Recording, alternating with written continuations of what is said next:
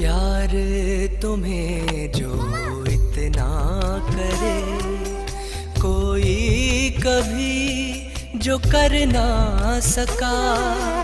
दुख दर्द तेरे वो पल में करे, दूर कोई जो कर ना सका। बन के फरिश्ता है चलना तुम्हें, बन के फरिश्ता है चलना तुम्हें। जाना है तारों के पार, तुम जैसा और कोई नहीं, तुम जैसा और कोई नहीं, कोई नहीं भाग्यवान। चमक रहा है भाग्य सितारा, चमक रहा है भाग्य सितारा। नील गगन आसमान, तुम जैसा और कोई नहीं, तुम जैसा और कोई नहीं, कोई नहीं भाग्यवान।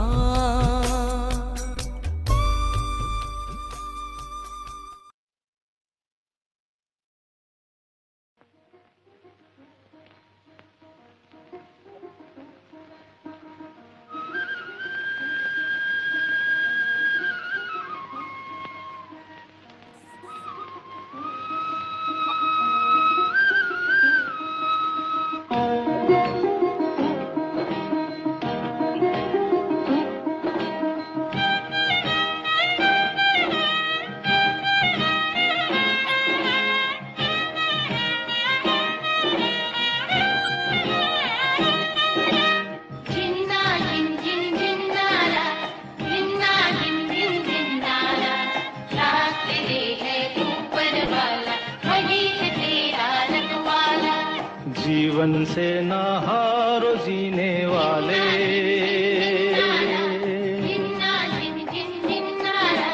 जीवन से ना हारो जीने वाले। बात मेरी तू मान अरे मत वाले, हर गम को तू अपना कर, दिल का दर्द छुपा कर बढ़ता चल। तू लहरा कर दुनिया के सुख दुख को बिसरा कर। जीवन से ना हारो जीने वाले,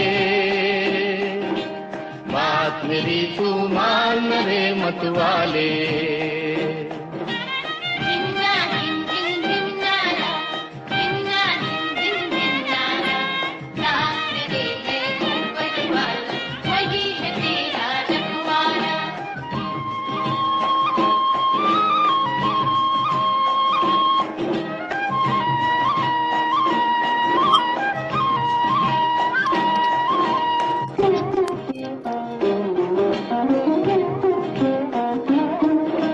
सुख दुख है जीवन के दो पैराए, धूप सुनहरी कहीं घनेरे साए। सुख दुख है जीवन के दो पैराए, धूप सुनहरी कहीं घनेरे साए। जो सूरज अंधियारे में खो जाए, वही लौट कर नया सवेरा लाए। तो बढ़ता चल तू लहरा चल, दुनिया के सुख दुख को बिसरा कर। जीवन से ना हार जीने वाले, बात मेरी तू मान रे मत वाले। जिन्ना जिन जिन जिन्नारा, जिन्ना जिन जिन जिन्नारा। साथ तेरे है ऊपर वाला, वही है तेरा रखवाला।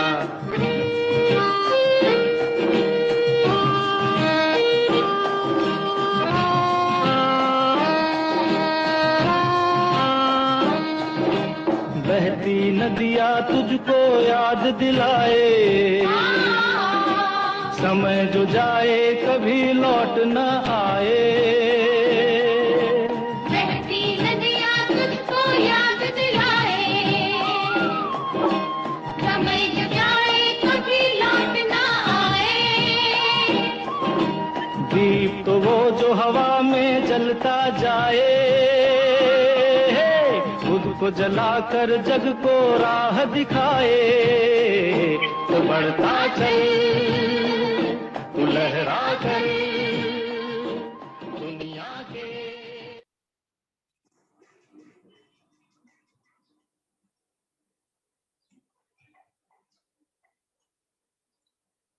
ओम शांति। आवाज क्लियर है? हाँ जी। ओम शांति। बहुत ही सुंदर गीत से हमने बाबा की याद की कि हम जैसा भाग्यवान कोई नहीं, और बहुत उमंग उत्साह वाला गीत हमने सुना। उमंग उत्साह से दिन की शुरुआत हुई है कार्यक्रम की।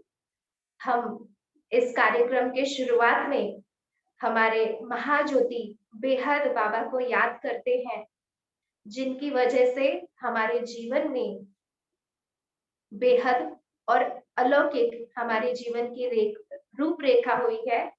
तो प्यारे बाप दादा का हम तहे दिल से याद करते हैं। साथ ही साथ इस कार्यक्रम में आप सभी ब्राह्मण कुलभूषणों का, परमात्मा के अनन्य बच्चों का भी हम स्वागत करते हैं, स्वागत करते हैं, स्वागत करते हैं। आज दिन की शुरुआत रविंद्र भाई जी ने, जिन्होंने अमृत वेले हमारा पावरफुल बनाया और आत्मा के पंखों में उड़ान भराई, तो उनका भी धन्यवाद करते हैं। आज हम आदरणीय स्वामीनाथन भाई जी से सुनेंगे ही, और कुछ अलग इवेंट्स भी आज हम देखेंगे, लेकिन उन सभी के पहले हम शुरुआत करने जा रहे हैं भारतीय संस्कृति के अनुसार दीप प्रज्वलन से। कहते हैं कि हमारे जीवन का स्वरूप ऐसा होना चाहिए जैसा इस दीपक का स्वरूप होता है। तो दीपक के स्वरूप में ही हम बैठकर वातावरण को, जहां भी बैठे हैं, वातावरण को बहुत पावरफुल बनाएंगे। दीप प्रज्वलन अर्थ आज हमारे बीच में आदरणीय हमारे प्रेरणा स्रोत पारू दीदी जी हमारे बीच में है, जिनका भी दीदी जी हम आपका बहुत बहुत तहे दिल से स्वागत करते हैं, स्वागत करते हैं, स्वागत करते हैं। और दीदी जी से हम आशीर्वचन सुनने के लिए और दीप प्रज्वलन के अर्थ हम चलते हैं क्वार्टर गेट सेंटर पे।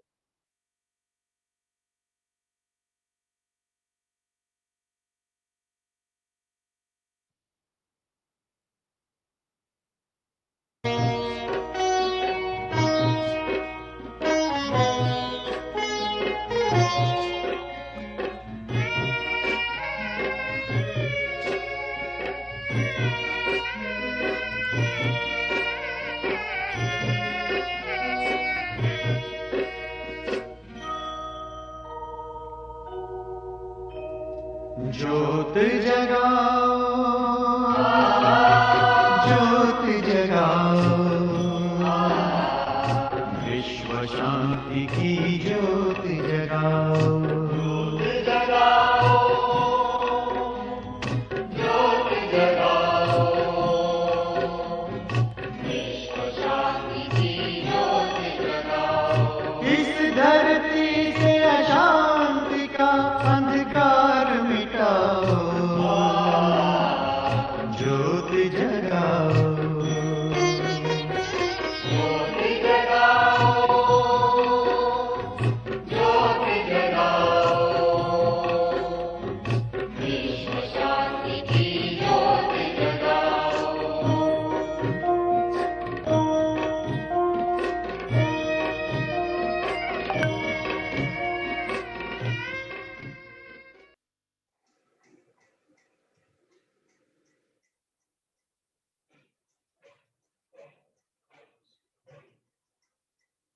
ओम शांति। हम आदरणीय पारू दीदी जी से आशीर्वचन सुनना चाहते हैं। आदरणीय पारू दीदी जी।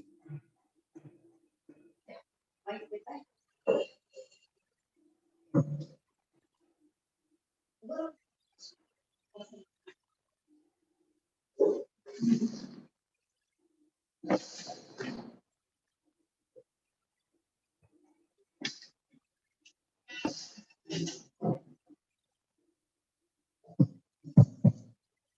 शांति।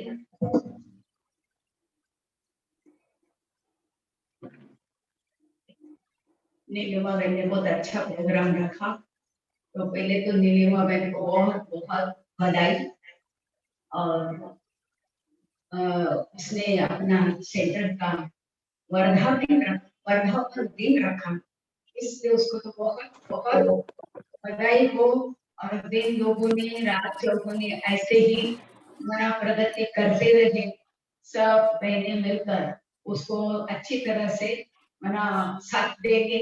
हम सब एक होकर बाबा के बच्चे साथ देंगे।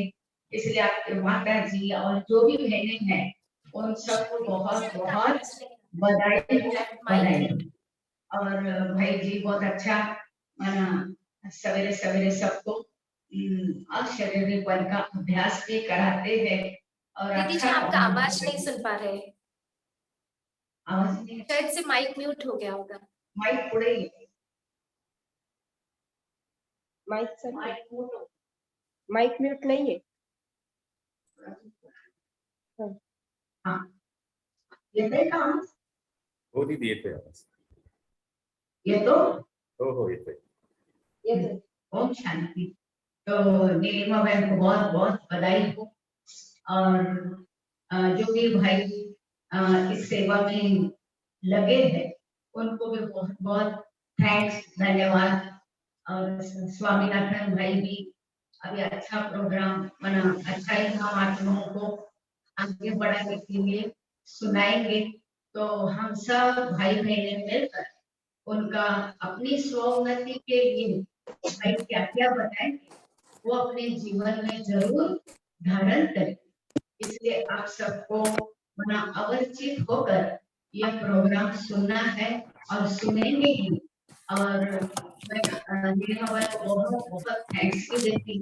और जो भी अतुल भाई है, आशीष भाई है, मंगेश भाई है, सबको भी बहुत बहुत थैंक्स जो आप लोगों ने इतना अच्छा सब भाई बहनों ने प्रोग्राम रखा। इसलिए आप सबको बहुत बहुत बधाई हो, बधाई। ओम शांति।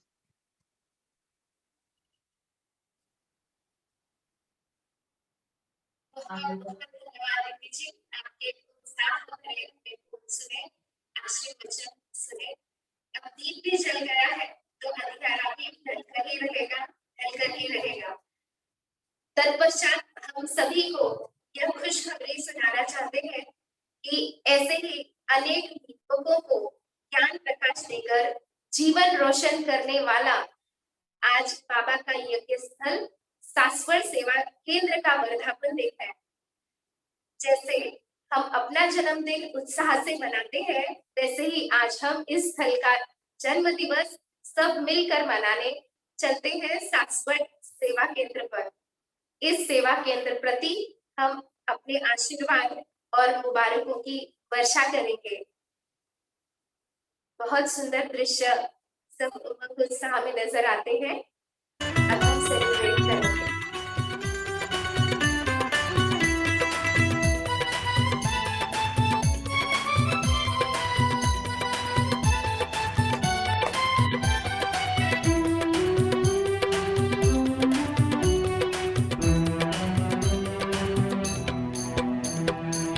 झूमो नाचो खुशियां मनाओ, झूमो नाचो खुशियां मनाओ, झूमो नाचो खुशियां मनाओ। शिव बाबा की महिमा गाओ। बाबा मुझे कहते हैं हर पल मैं बैठा हूँ, बच्चे चिंता न कर। बाबा मुझे कहते हैं हर पल मैं बैठा हूँ, बच्चे चिंता न कर।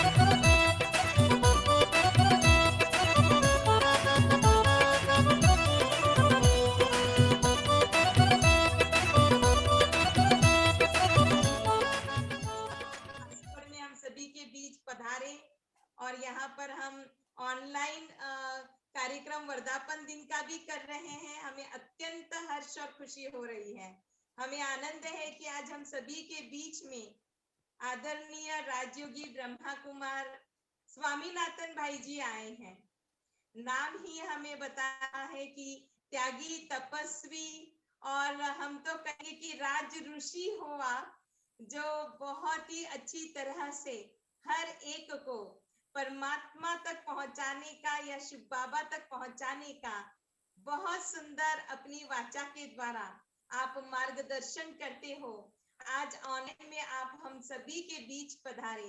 भाई जी, हम आपका तहे दिल से स्वागत करते हुए आपको हम तहे दिल से वेलकम करते हैं। वेलकम वेलकम वेलकम भाई जी। ओम शांति।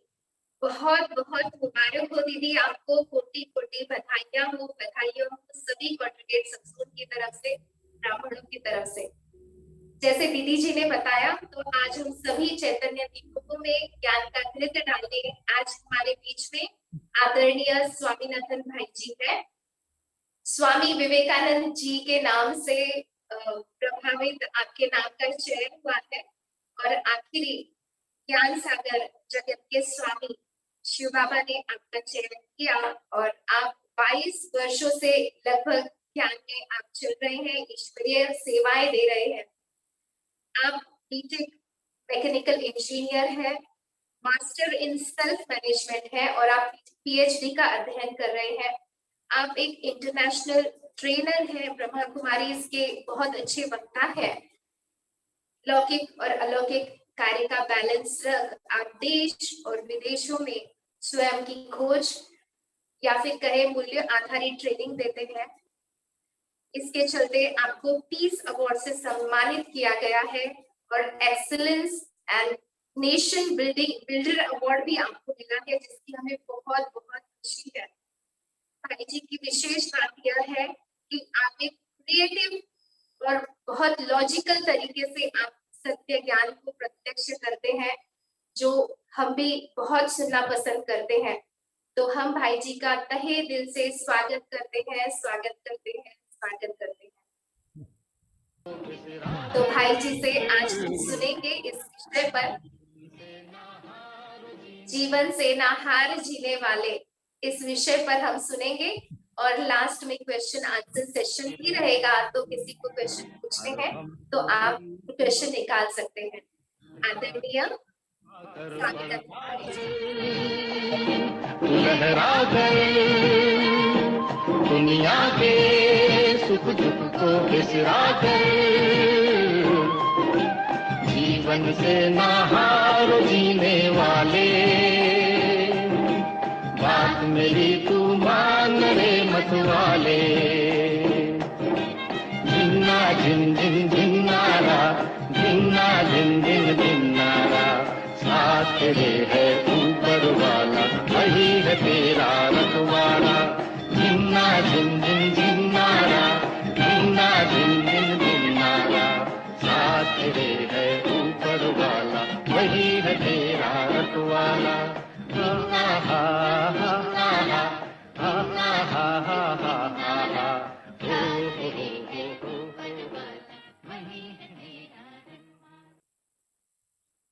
ओम शांति। मेरी आवाज सुनाई दे रही है आपको? हाँ जी भाई जी, क्लियर है। अच्छा। परम आदरणीय पारू दीदी जी, आदरणीय शुभांगी बहन जी, आदरणीय नीलिमा बहन जी एवं बाबा के अति स्नेही प्यारे, बाबा के अति स्नेही मीठे बच्चे, ओम शांति। मैं आपको गैलरी व्यू में देखता हूँ, आप सभी के कुछ होवनार देवी देवताओं के अगर दर्शन हो जाए तो मुझे भी बहुत आनंद आएगा। कुछ लोगों ने तो वीडियो ऑन करके रखा है, लेकिन कुछ लोगों ने वीडियो ऑफ भी करके रखा है। अच्छा अच्छा, हाँ थैंक यू सुचिता बहन, है ना। देखो होवनार देवी देवताओं के, अरे वाह वाह वाह। हमारे विनोद भाई भी है ना, होवनार देवता, रमा बहन, अंजलि बहन, हमारी विद्या बहन जी, सभी अरे अभी वीडियो ऑन कर रहे हैं सभी। बबीता बहन, यस वेलकम। अंजलि बहन, यस थैंक यू, है ना। त्रिवेणी बहन भी, हाँ मैंने वीडियो ऑन किया है। चलो बहुत अच्छा, बहुत अच्छा। आप सभी का मैं बहुत बहुत दिल से स्वागत करता हूँ। और जिन्होंने वीडियो ऑफ करके भी रखा है, कोई बात नहीं, आपका अपनी वो ऑप्शन होती है, कभी कभी माताएं बहनें भाई लोग सेवा करते करते भी बाबा का ज्ञान सुनते रहते हैं। अभी देखो उज्ज्वला बहन ने भी वीडियो ऑन किया है, बहुत अच्छा बहुत अच्छा। आज शाम तक ना सभी एक काम करना, अच्छे से सज धज कर काम वाम निपटा करके ना एकदम वीडियो ऑन करके बैठना, ओके राइट ना, ये बहुत बहुत ज़रूरत है, क्योंकि जब आप वीडियो ऑन करके बैठते हो ना तो जो भाई या बहन आपसे मिलते हैं ना उनको भी बड़ा अच्छा लगता है, आपको देखकर बड़ा अच्छा लगता है। देखो हमको ऐसा लगता है जैसे हम दीवार से बात कर रहे हैं, लेकिन आपके जूम में वीडियो ऑन होता है तो मुझे भी बड़ा अच्छा लगता है।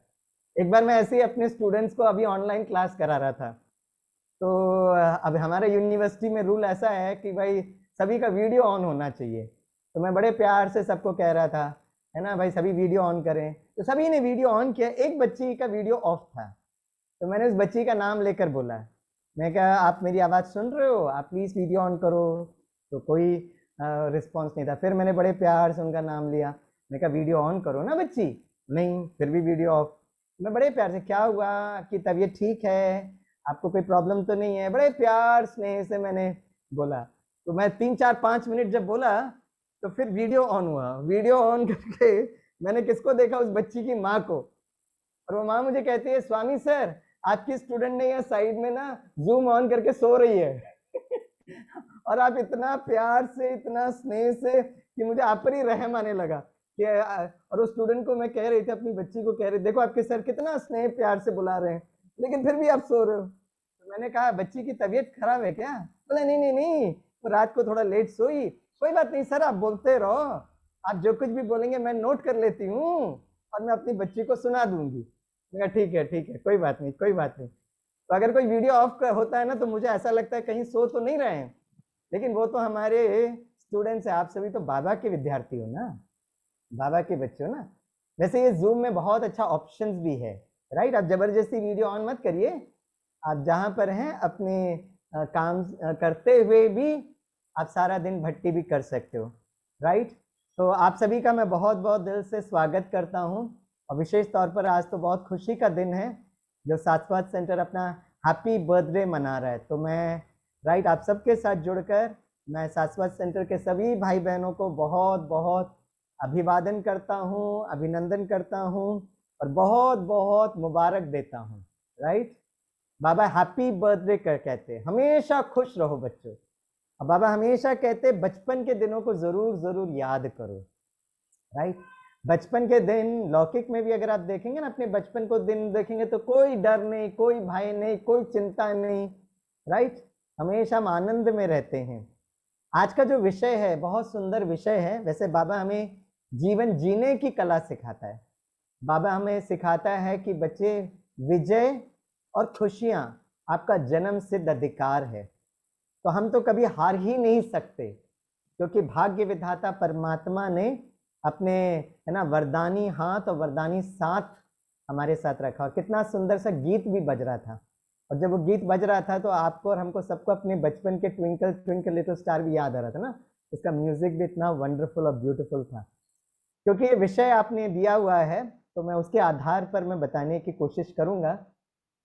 वैसे ये जो 1.5 साल से जो हार और जीत का जो खेल चलता है, जब हम हार और जीत कहते हैं, एक तो जीवन में हार जीत होता है और कहीं ना कहीं एग्जाम्स को भी लेकर हमारे मन में ये संकल्प चलता है। तो 1.5 वर्ष से जब से ये ऑनलाइन क्लासेस स्टार्ट हुआ है, एग्जाम्स भी ऑनलाइन होने लगे, राइट। तो पता है आजकल एग्जाम्स कैसे होते हैं, क्योंकि सभी बच्चे अपने अपने घर में, स्टूडेंट्स अपने घर में होते हैं ना, तो आजकल ऑनलाइन एग्जाम लेने का एक बहुत सुंदर विधि है, और एग्जाम की अपनी प्रक्रिया होती है, उसका जो रिजल्ट होता है वो इमीडिएटली डिक्लेयर होता है, और इमीडिएटली ऑनलाइन में पता चलता है कि हम विजयी हुए हैं या हम हार गए हैं। तो कैसा होता है ये एग्जाम, पहले से स्टूडेंट्स को सिलेबस दे दिया जाता है कि भाई इस विषय पर आपका इस दिन एग्जाम होगा, और ऑनलाइन एग्जाम होता है ना, तो कभी भी स्टूडेंट कभी भी एग्जाम लिख सकते हैं, ऐसे भी फैसिलिटी है, ऐसे नहीं कि आपको उसी समय लिखना है, राइट। ये कुछ यूनिवर्सिटीज़ में ऐसा सिस्टम बना हुआ है, खास कर जो पोस्ट ग्रेजुएट स्टूडेंट्स होते हैं या जो पीएचडी के स्टूडेंट्स होते हैं। तो कैसे एग्जाम होता है, जैसे फॉर एग्जांपल एक स्टूडेंट ने डिसाइड किया कि आज मेरी तबीयत ठीक है, चलो आज मैं एग्जाम लिखता हूँ, तो वो पासवर्ड ऑनलाइन ये चेक इन करता है और पहला प्रश्न उसके सामने स्क्रीन पर दिखाई देता है और उसके पास कुछ ऑप्शंस होते हैं कि भाई सही जवाब दो। अब बाय चांस जस्ट महसूस करिए कि वो जो विद्यार्थी है उसका वो सही जवाब देता है, करेक्ट जवाब देता है, तो कंप्यूटर पता क्या करता है, कंप्यूटर इस तरह से प्रोग्राम किया जाता है कि वो उस विद्यार्थी को उससे कठिन प्रश्न पर लेकर जाता है, राइट।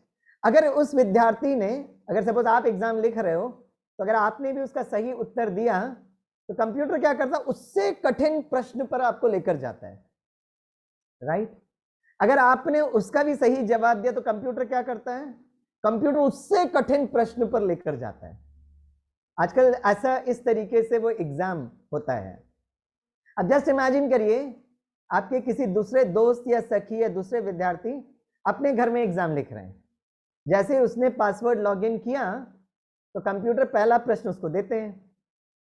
अब महसूस करिए कि आपके जो दोस्त या सखी ने उस प्रश्न का गलत जवाब दिया, तो कंप्यूटर पता क्या करता है, उससे सहज प्रश्न पर आपको लेकर जाता है, राइट। सपोज आपके वो दोस्त ने वो भी गलत जवाब दिया तो कंप्यूटर क्या करता है, उससे सहज प्रश्न पे लेके जाता है। अच्छा, उस विद्यार्थी ने वो भी गलत जवाब दिया तो उससे सहज प्रश्न पे लेके जाता है। Easy easy easy easy. कुछ समय के बाद कंप्यूटर कहता है टाइम अप, अभी हम रिजल्ट बताते हैं क्या विजय हुए हो या पराजय हुए हो। तो आप अपने सखी को फोन करते हो और पूछते हो भाई कैसा था एग्जाम, तो आपकी सखी पता क्या कहे, वाह आनंद ही आनंद, इतना सहज प्रश्न कि कुछ पूछो मत। फिर वो आपसे पूछती है तेरा एग्जाम कैसा था, तो आप कहोगे पता नहीं किसका मुंह देखकर आज मैं उठी, है ना, इतना कठिन प्रश्न, इतना कठिन प्रश्न कि कुछ पूछो मत। तब तक कंप्यूटर कहता हेलो रिजल्ट्स डिक्लेयर्ड। अब आप बताइए, आप तो सभी बाबा के बड़े बुद्धिशाली बच्चे हो ना, बताइए कौन पास होंगे, आप पास होंगे या दूसरा विद्यार्थी पास होगा, कौन पास होंगे। जिनको लगता है आप पास होंगे वो हाथ उठाइए। जो कठिन से कठिन से कठिन प्रश्न आया था, है ना, और आप उससे युद्ध कर रहे थे और है ना परेशान हो गए थे, आप पास होंगे। अगर आप पास होंगे लगता है तो आप हाथ उठाइए, फिर से हाथ उठाइए। हाँ, जिनको लगता है आप पास होंगे, अच्छा अच्छा, वेरी गुड वेरी गुड। हाँ, कुछ लोग हाथ उठा रहे, शुभांगी बहन हाथ उठा रही है, सुचिता बहन ने हाथ उठाया, हमारी कविता माता जी ने हाथ उठाया, है ना, हाँ, हमारी जो बेबी शिंदे जी हैं उन्होंने हाथ उठाया, वेरी गुड वेरी गुड। अच्छा, जिनको लगता है, जो दूसरा विद्यार्थी जिनको सहज से सहज सहज गलत करते रहे और सहज सहज सहज इजी क्वेश्चन आ रहा था, वो पास होंगे, वो जरा हाथ उठाएं। अच्छा, कोई नहीं हाथ उठाता है, कोई बात नहीं, है ना। अच्छा, ये दोनों प्रश्नों में जिन्होंने दोनों में हाथ नहीं उठाया, आप बड़े प्यार से हाथ उठाइए। पहले में भी हाथ नहीं उठाया, दूसरे में भी हाथ नहीं उठाया। अच्छा अच्छा, ऐसे भी है। पता है, जिन्होंने पहला जवाब दिया ना वो सही जवाब था। शुभांगी बहन यू आर राइट, आपका जवाब सही था। कंप्यूटर पता बड़े खुशी से आपको तोहफा देगा, बड़े खुशी से गुलदस्ता लेकर आएगा और कहेगा शुभांगी बहन आप पास हो गए। तो आपकी सखी आपको फोन करेगा, हेलो हेलो आप कैसे पास हो गए, आप तो कह रहे थे किसका मुंह देखकर निकले आज, और आप कह रहे हो कि आप पास हो गए, और आप भी कह रहे थे कितना कठिन प्रश्न था। अब जस्ट इमेजिन करिए कलयुगी दुनिया में, राइट, इस दुनिया में अगर हमें कोई डिग्री चाहिए तो उसकी अगर विधि ऐसी है, तो बाबा कहते हैं बच्चे आपको तो देवी देवता बनना है, साधारण एग्जाम नहीं है।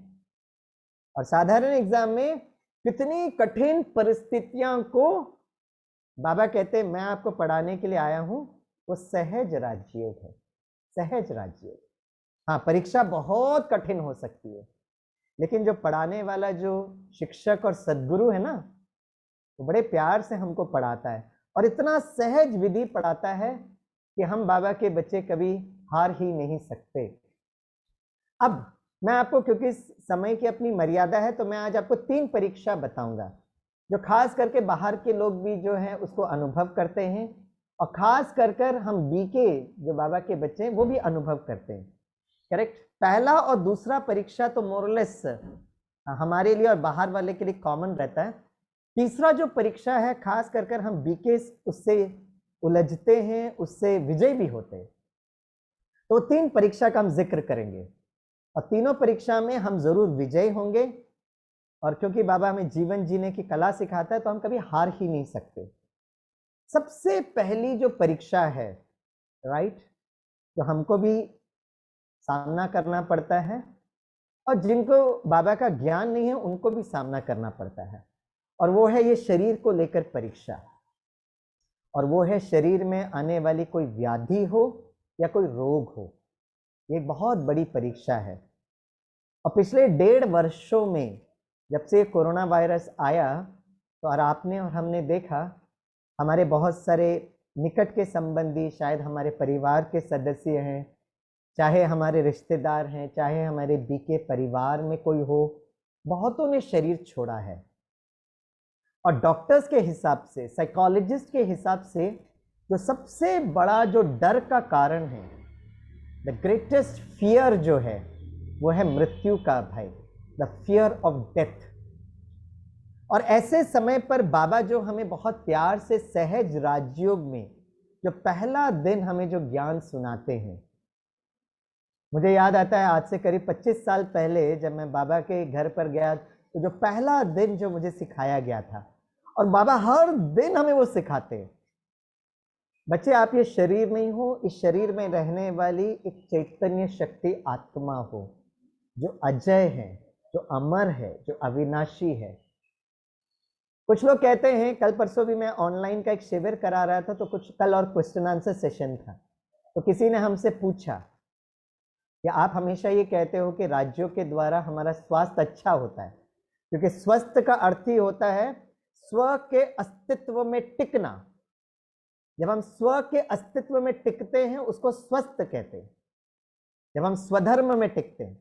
तो किसी ने हमसे पूछा कि क्या हम राज्यों का अभ्यास करते हैं तो कोरोना आएगा या नहीं आएगा, है ना, कैंसर होगा या नहीं होगा, राइट, हमें कोई रोग आएगा या नहीं आएगा। तो हमने बहुत प्यार से कहा, मैंने कहा 2 और 3 अक्टूबर को हमारा मेडिकल विंग का कॉन्फ्रेंस भी चल रहा है, उसमें बहुत सारे डॉक्टर्स, हमारी आदरणीय रतन मोहिनी दादी जी भी मिलेंगे, निर्वैर भाई जी भी मिलेंगे, डॉक्टर बनारसी भाई भी मिलेंगे, डॉक्टर अशोक मेहता जी भी मिलेंगे, राइट ना। तो कोई भी डॉक्टर आज तक ये नहीं कहता है कि राज्यों का अभ्यास करने से हमको रोग नहीं होगा, ऐसा हम कभी नहीं कहते। हम ये कहते हैं कि अगर हमको कोई रोग आता है, वैसे रोग आने के बहुत सारे कारण भी हो सकते हैं, सिर्फ कार्मिक अकाउंट नहीं, चारों तरफ चाहे मुंबई हो, चाहे पुणे हो, चाहे लंदन हो, इतनी पोल्यूशन बढ़ गई है, तो वो हमारे रथ को इफेक्ट तो करेगा ही करेगा ना, राइट। और ये शरीर जो है, इसका जन्म भी कोई पवित्र स्वरूप में जन्म नहीं हुआ है, राइट ना, तो इसका प्रभाव तो जरूर शरीर पर पड़ेगा।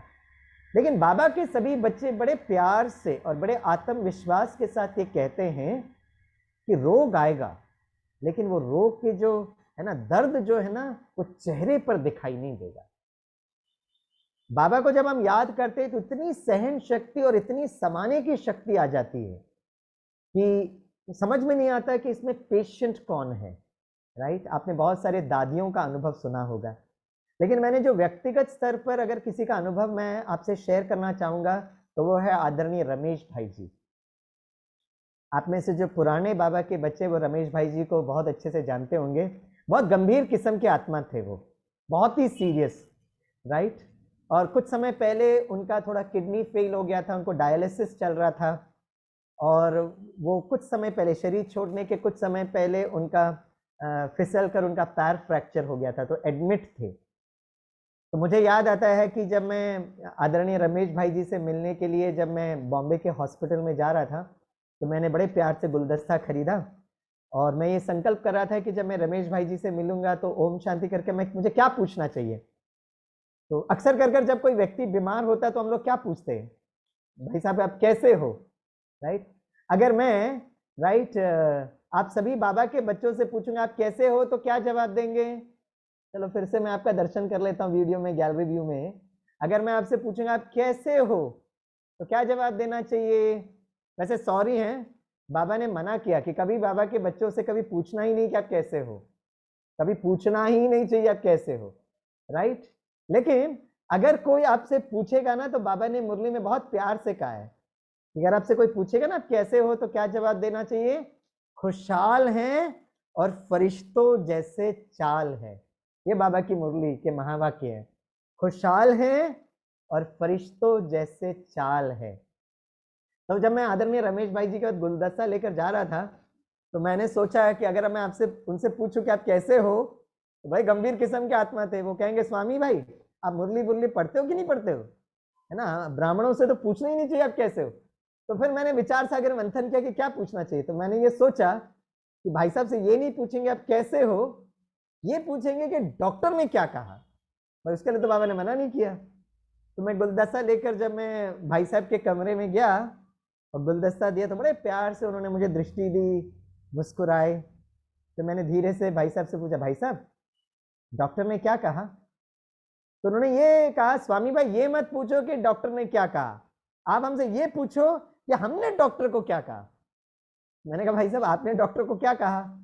बोला स्वामी भाई जब मेरा पैर फ्रैक्चर हो गया था, फिसल गया था, तो जब मेरा ऑपरेशन हुआ और ऑपरेशन करने के बाद जब मैं बेड पर आया और जब मुझे स्मृति आई, तो डॉक्टर ने मुझे बड़े प्यार से कहा, समझाया कि आपका पैर फ्रैक्चर हो गया था, हमने प्लेट लगा दिया, 2 नट बोल्ट लगा दिए। तो पता है रमेश भाई जी डॉक्टर से क्या कहते हैं, रमेश भाई डॉक्टर साहब से कहते हैं, डॉक्टर साहब आपके पास एक नट बोल्ट है क्या एक्स्ट्रा। तो डॉक्टर ने पूछा क्यों। तो रमेश भाई ने कहा अगर आपके पास एक एक्स्ट्रा नट बोल्ट होगा ना तो मैं यहाँ पर लगा दूंगा, मेरा नट बोल्ट थोड़ा लूज हो गया, इसे ध्यान नहीं दिया और फिसल गया और मेरा पैर फ्रैक्चर हो गया।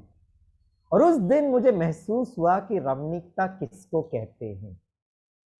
स्टेज पर खड़े होकर 1-2 चुटकुला सुनाकर, कहानी सुनाकर किसी को हंसाना कोई रमणीकता नहीं है, जो शायद मैं हमेशा स्टेज पर खड़े होकर करने की कोशिश करता था। लेकिन उस दिन मैंने आदरणीय रमेश भाई साहब से सीखा कि जब आप हॉस्पिटल बेड में लेटे हुए हो, राइट, और डायलिसिस चल रहा है, पैर फ्रैक्चर हो गया है, और अगर एक छोटा भाई आपके पास आता है तो आप उसको कितना हल्का करके छोड़ना, ये बहुत बहुत इम्पोर्टेंट है।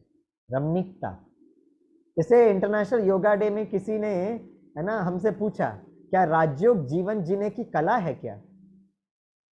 तो हमारे में से एक भाई ने बहुत प्यार से जवाब दिया, बोला राज्य जीवन जीने की कला तो बहुत लोग सिखाते हैं, लेकिन बाबा जो राजयोग में सिखाता है ना, सिर्फ जीवन जीने की कला नहीं सिर्फ सिखाता है, बाबा हमें, है ना, जाने की कला भी सिखाता है, जाने की कला। तो हम जीते हैं या हारे हैं, कौन हमें सर्टिफिकेट देगा, राइट। मैं जीता हूं या हारा हूं, कब सर्टिफिकेट मिलेगा पता है, उसका एक्चुअल सर्टिफिकेट हम स्वयं अपने आप को देते हैं जब हम आत्मा जब शरीर छोड़ने के लास्ट सेकंड में है, और लास्ट सेकंड में अगर मैंने अपनी जीवन रूपी यात्रा को देखा और वाह वाह करते हुए बाबा की याद में अगर मैं शरीर छोड़ता हूं, तो यस मैं विजयी हो गया। अब बाबा हमें उस अंतिम सेकंड की परीक्षा के लिए तैयार कर रहा है।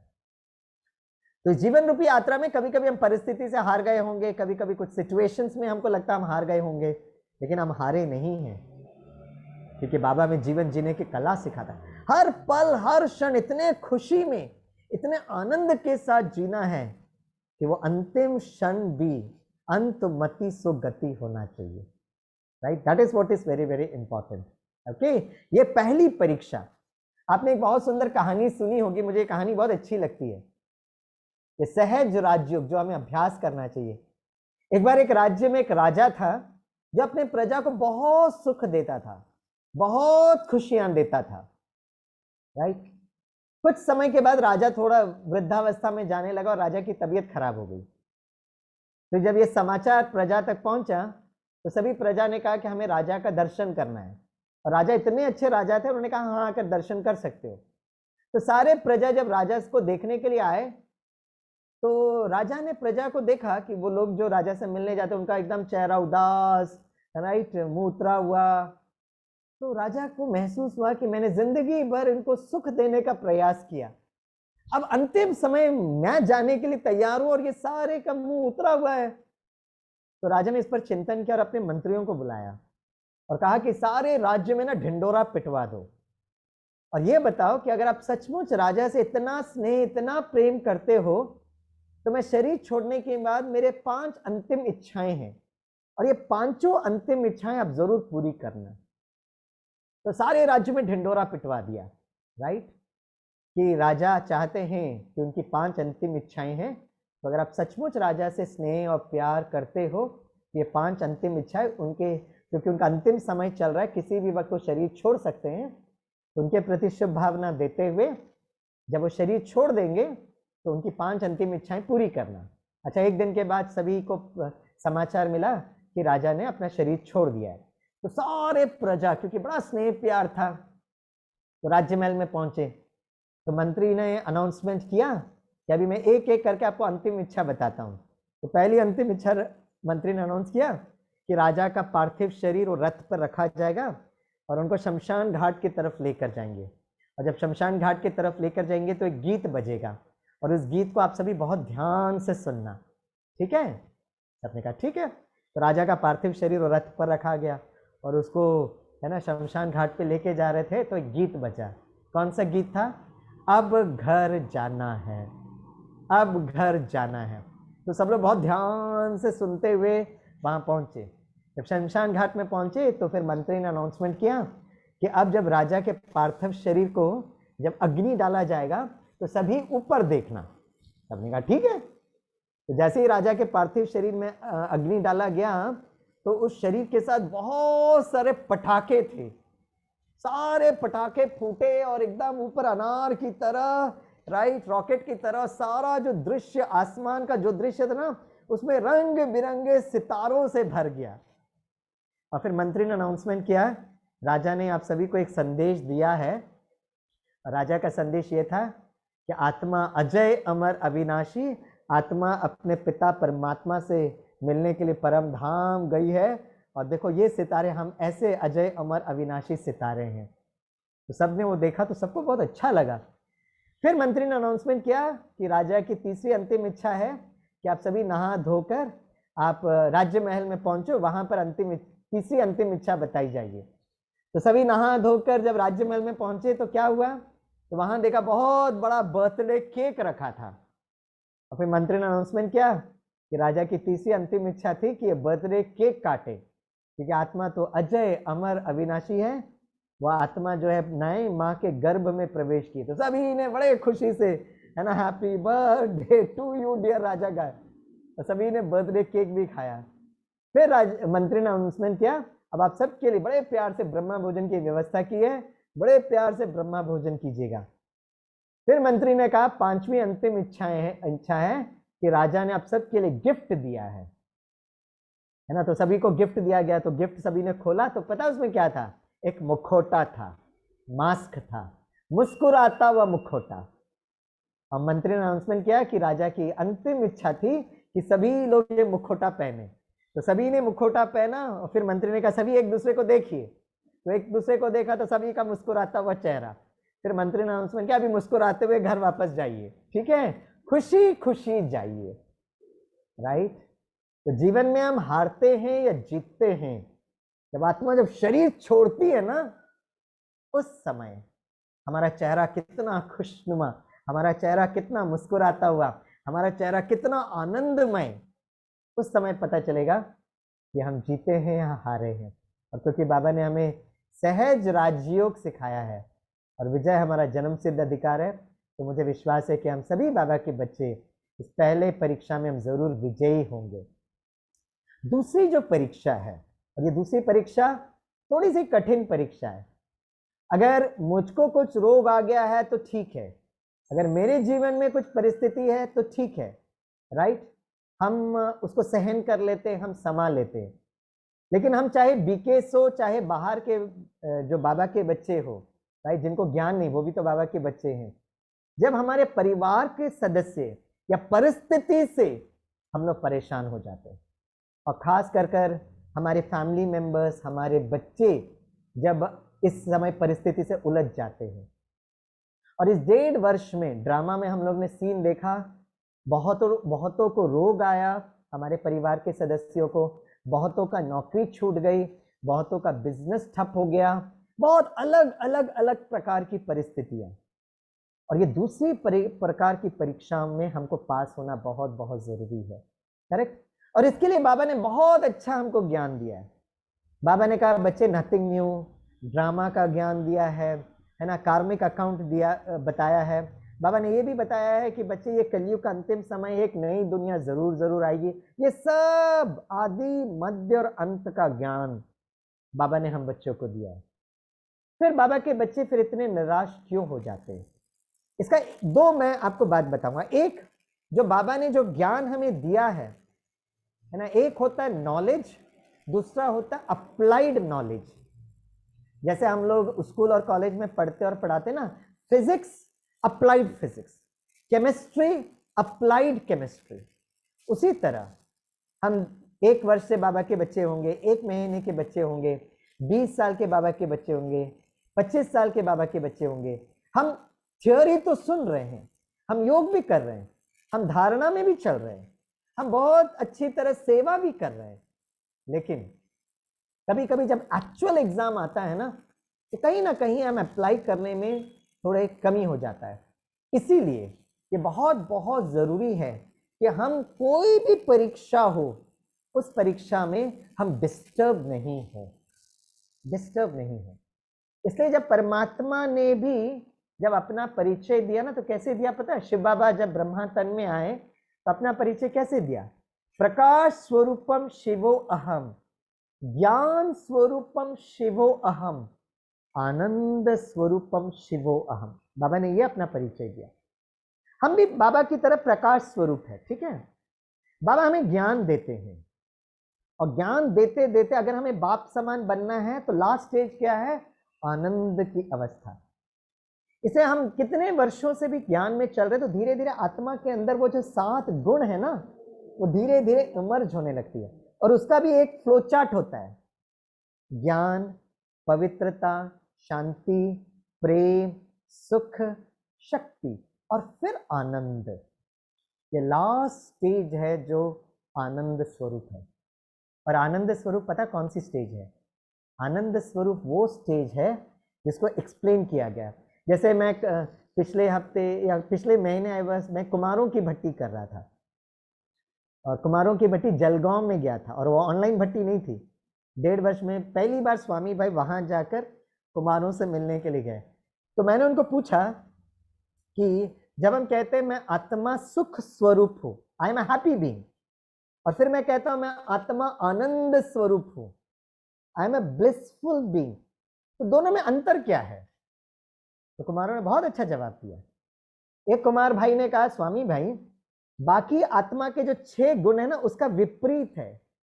जैसे ज्ञान का विपरीत है अज्ञान, पवित्रता का विपरीत है अपवित्रता, शांति का विपरीत है अशांति, सुख का विपरीत है दुख, राइट? ऐसे करके हर एक का जो विपरीत है, लेकिन आनंद का जो विपरीत नहीं है, उसका कोई ऑपोजिट नहीं है। और आनंद जो है ना, वो लास्ट स्टेज है। और इसलिए भगवत गीता में अर्जुन को जो परमात्मा ज्ञान सुनाते हैं, अर्जुन अर्थात ज्ञान का अर्जन करने वाला अर्जुन, ठीक है ना। और फिर अर्जुन को यह समझाया गया, अर्जुन आप जीतते हो या हारते हो कब कैसे पता चलेगा? जीवन जीते वक्त। हे अर्जुन, शिव बाबा ने अर्जुन को समझाया, हमको समझाते, हे अर्जुन, सुख दुख मान अपमान जय पराजय निंदा स्तुति, हे अर्जुन अब बिल्कुल डिस्टर्ब नहीं होना, अब बिल्कुल डिस्टर्ब नहीं होना। तो जीवन में जो हर सीन चल रहा है ना, चाहे हमारे परिवार के सदस्य, हमारे बच्चों के साथ हो रहा है, हमारे जो नजदीक के रिश्तेदारों के साथ हो रहा है, वो देखकर हम कभी भी डिस्टर्ब नहीं हो। और अगर हम डिस्टर्ब नहीं होते हैं, इसका मतलब अब हम विजयी हैं। समझ में आई बात, राइट? ये पहली बात। दूसरी बात, मुझे याद आता है बीके माता जी ने मुझे कुछ समय पहले फोन किया, बोला स्वामी भाई आपके पास थोड़ा सा समय है क्या? मैंने कहा हाँ मेरे पास समय है। बोला मैं आपसे एक बात डिस्कस करना चाहती हूँ। तो मैंने कहा पूछिए। उस माता जी ने पता क्या क्या, मेरे जीवन में एक घटना घटी है, और उस जब घटना घटती है तो जैसे अक्सर ये प्रश्न उठता ना, क्या, क्यों, कैसे, कब, कहाँ, why, when, where, how, what, why did this happen, how did this happen, ये क्यों हो रहा है मेरे साथ, ये क्या हो रहा है मेरे साथ। और जैसे उस माता जी ने मुझे फोन किया तो माता जी ने अपना परिचय दिया। स्वामी भाई पिछली बार आप हमारे सेंटर पर आए थे तो आप मुझसे मिले थे, मैंने आपको अपने बेटे से भी मिलाया था, अपने परिवार से मिलाया था, तो आई कुड रिकॉग्नाइज बहुत वंडरफुल माता जी, बाबा के प्रति इतना निश्चय और इतनी अथक सेवादारी, राइट, इतना योग करने वाली माता जी, क्योंकि उनके जो सेंटर की बहन भी उस माता जी की बड़ी प्रशंसा कर रही थी। तो उस माता जी ने मुझे फ़ोन किया, बोला स्वामी भाई मेरे जीवन में एक ऐसी परिस्थिति आई है जिसका जवाब मैं ढूंढ नहीं पा रही हूँ। तो मैंने उस माता जी को कहा, माता जी आपसे जब मैं बैठ के बात कर रहा था तो मुझे लग रहा था कि मुझसे ज़्यादा आप ज्ञानी तो आत्मा है, मुझे ऐसा लग रहा था कि मुझसे ज़्यादा आप योगी आत्मा है। तो ऐसा कोई प्रश्न तो नहीं हो सकता ना जिससे आप डिस्टर्ब हो जाएं। बोला स्वामी भाई मैं अपनी परिस्थिति बताती हूँ और फिर अगर आप मुझे उसका जवाब दे सकते हो। तो मैंने कहा ऐसी कौन सी परिस्थिति होगी जिससे आप माता जी वंदे मातरम, भारत माँ की जय, शिव शक्ति, आप कैसे डिस्टर्ब हो सकते? बाबा ने तो आदि मध्य अंत का ज्ञान आपको सुनाया है ना, आप कैसे डिस्टर्ब हो सकते माता जी? बोले स्वामी भाई मैं परिस्थिति बताती हूँ, फिर आप मुझे इसका बताइए कि मैं क्या, क्यों, कैसे, कब, कहाँ को मैं कैसे फुल स्टॉप लगाऊं। एक अच्छा माता जी बताइए क्या हुआ? पता उस माता जी ने क्या कहा? बिजनेस में अगर कुछ ऊपर नीचे होता तो कोई बड़ी बात नहीं होती, किसी को कोरोना होता है तो कोई बड़ी बात नहीं होती, अगर मेरा परिवार का कोई सदस्य अगर शरीर भी छोड़ देता ना तो भी कोई प्रॉब्लम नहीं थी। लेकिन स्वामी भाई, राइट, बाबा का इकलौता बेटा, मेरा अपना लौकिक बेटे ने, राइट, कुछ समय पहले उसने आत्महत्या की, he committed suicide। अब बताइए स्वामी भाई मैं अपने संकल्पों के उस तूफान को कैसे बिंदी लगाऊं, कैसे बिंदी लगाऊं बताइए। आप कहते हो ना, या बाबा हमें कहते हैं, सुख दुख मान अपमान जन्म मरण, हे अर्जुन स्थित प्रज्ञ रहना, डिस्टर्ब नहीं होना। बताओ माता जी ने मुझे क्या कहा? स्वामी भाई मेरा जो लौकिक बेटा, मुझे पता बाबा का बच्चा है, अगर वो बाइक से जाते वो उसका एक्सीडेंट हो जाता और शरीर छोड़ देता तो कोई बात नहीं थी, अगर मेरा बेटा कैंसर से उसकी मृत्यु हो जाती तो भी मैं अपने आप को संभाल लेती।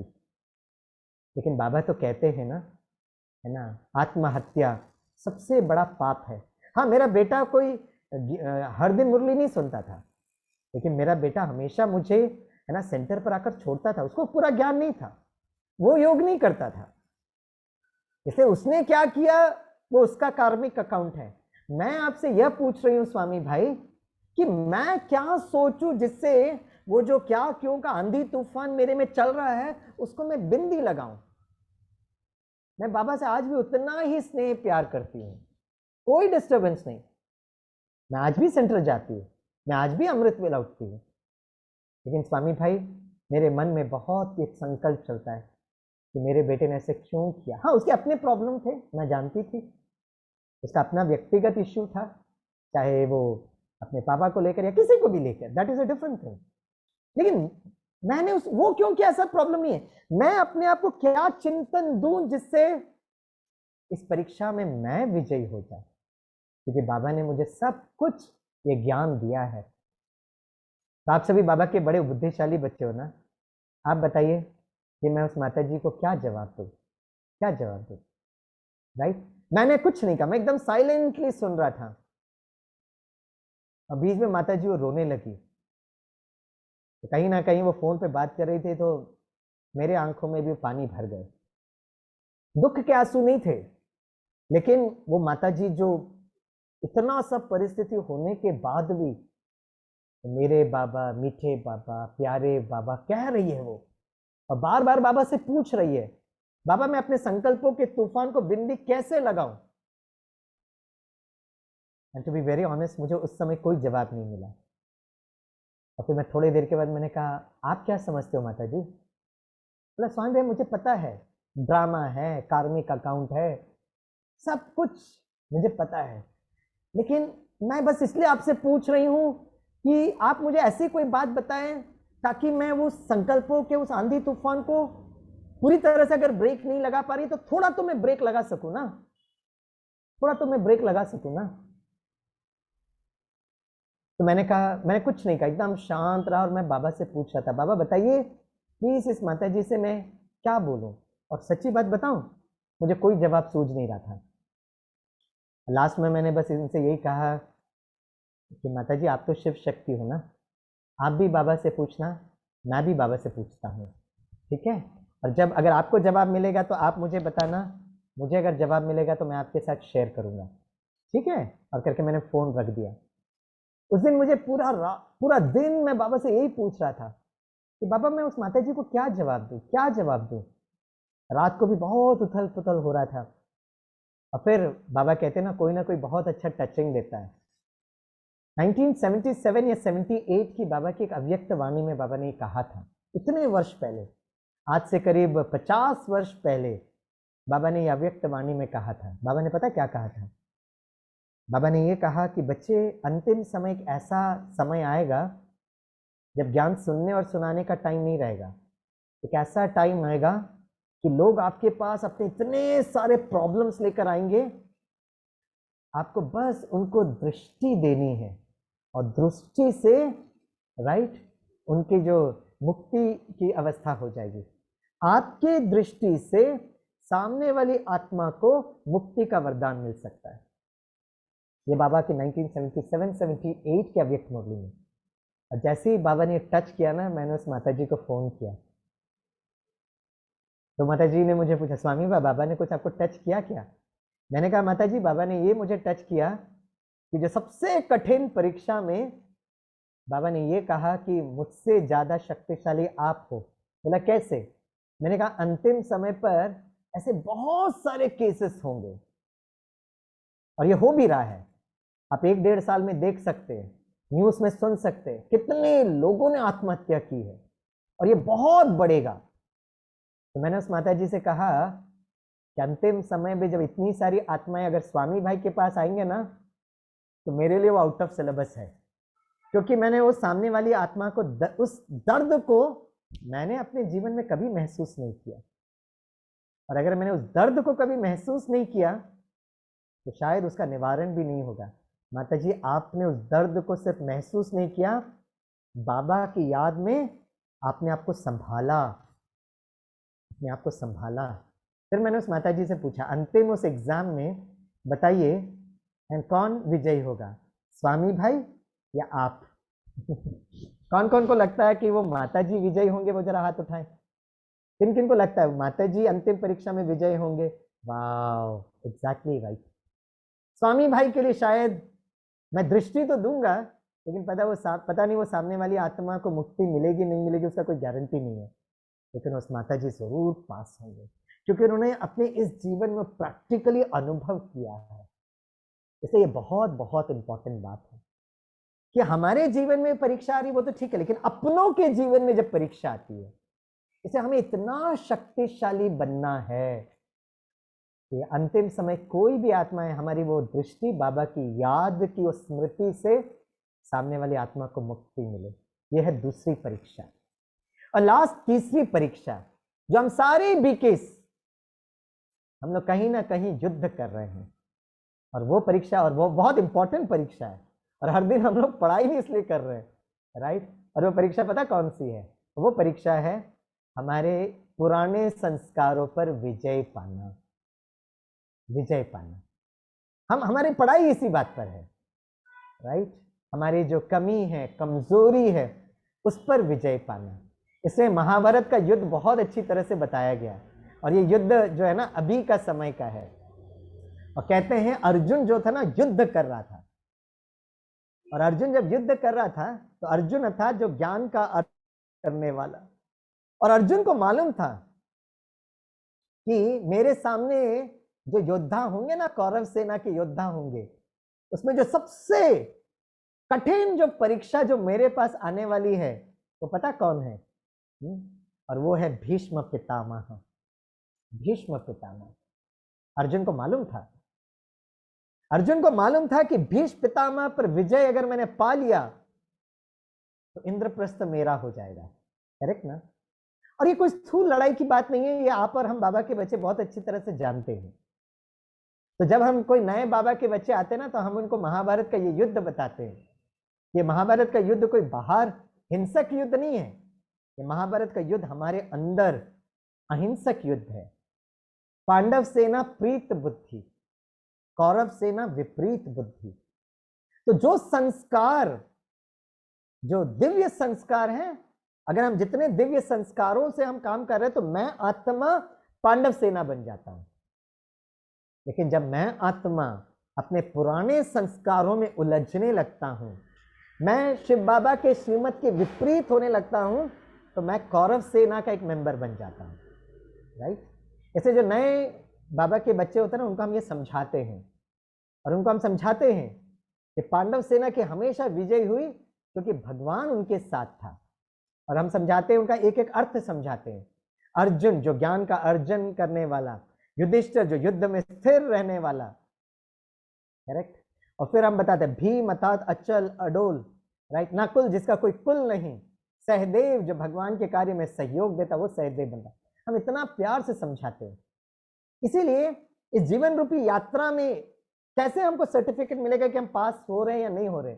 जब हम पहली बार बाबा के घर पे जाते हैं ना, सेंटर पर या ऑनलाइन क्लास करते हैं, उस समय हमारी अवस्था अर्जुन जैसे होती है, कंफ्यूज्ड, क्या करूं, कैसे करूं, मेरा जीवन, है ना, हम सबकी अवस्था थी।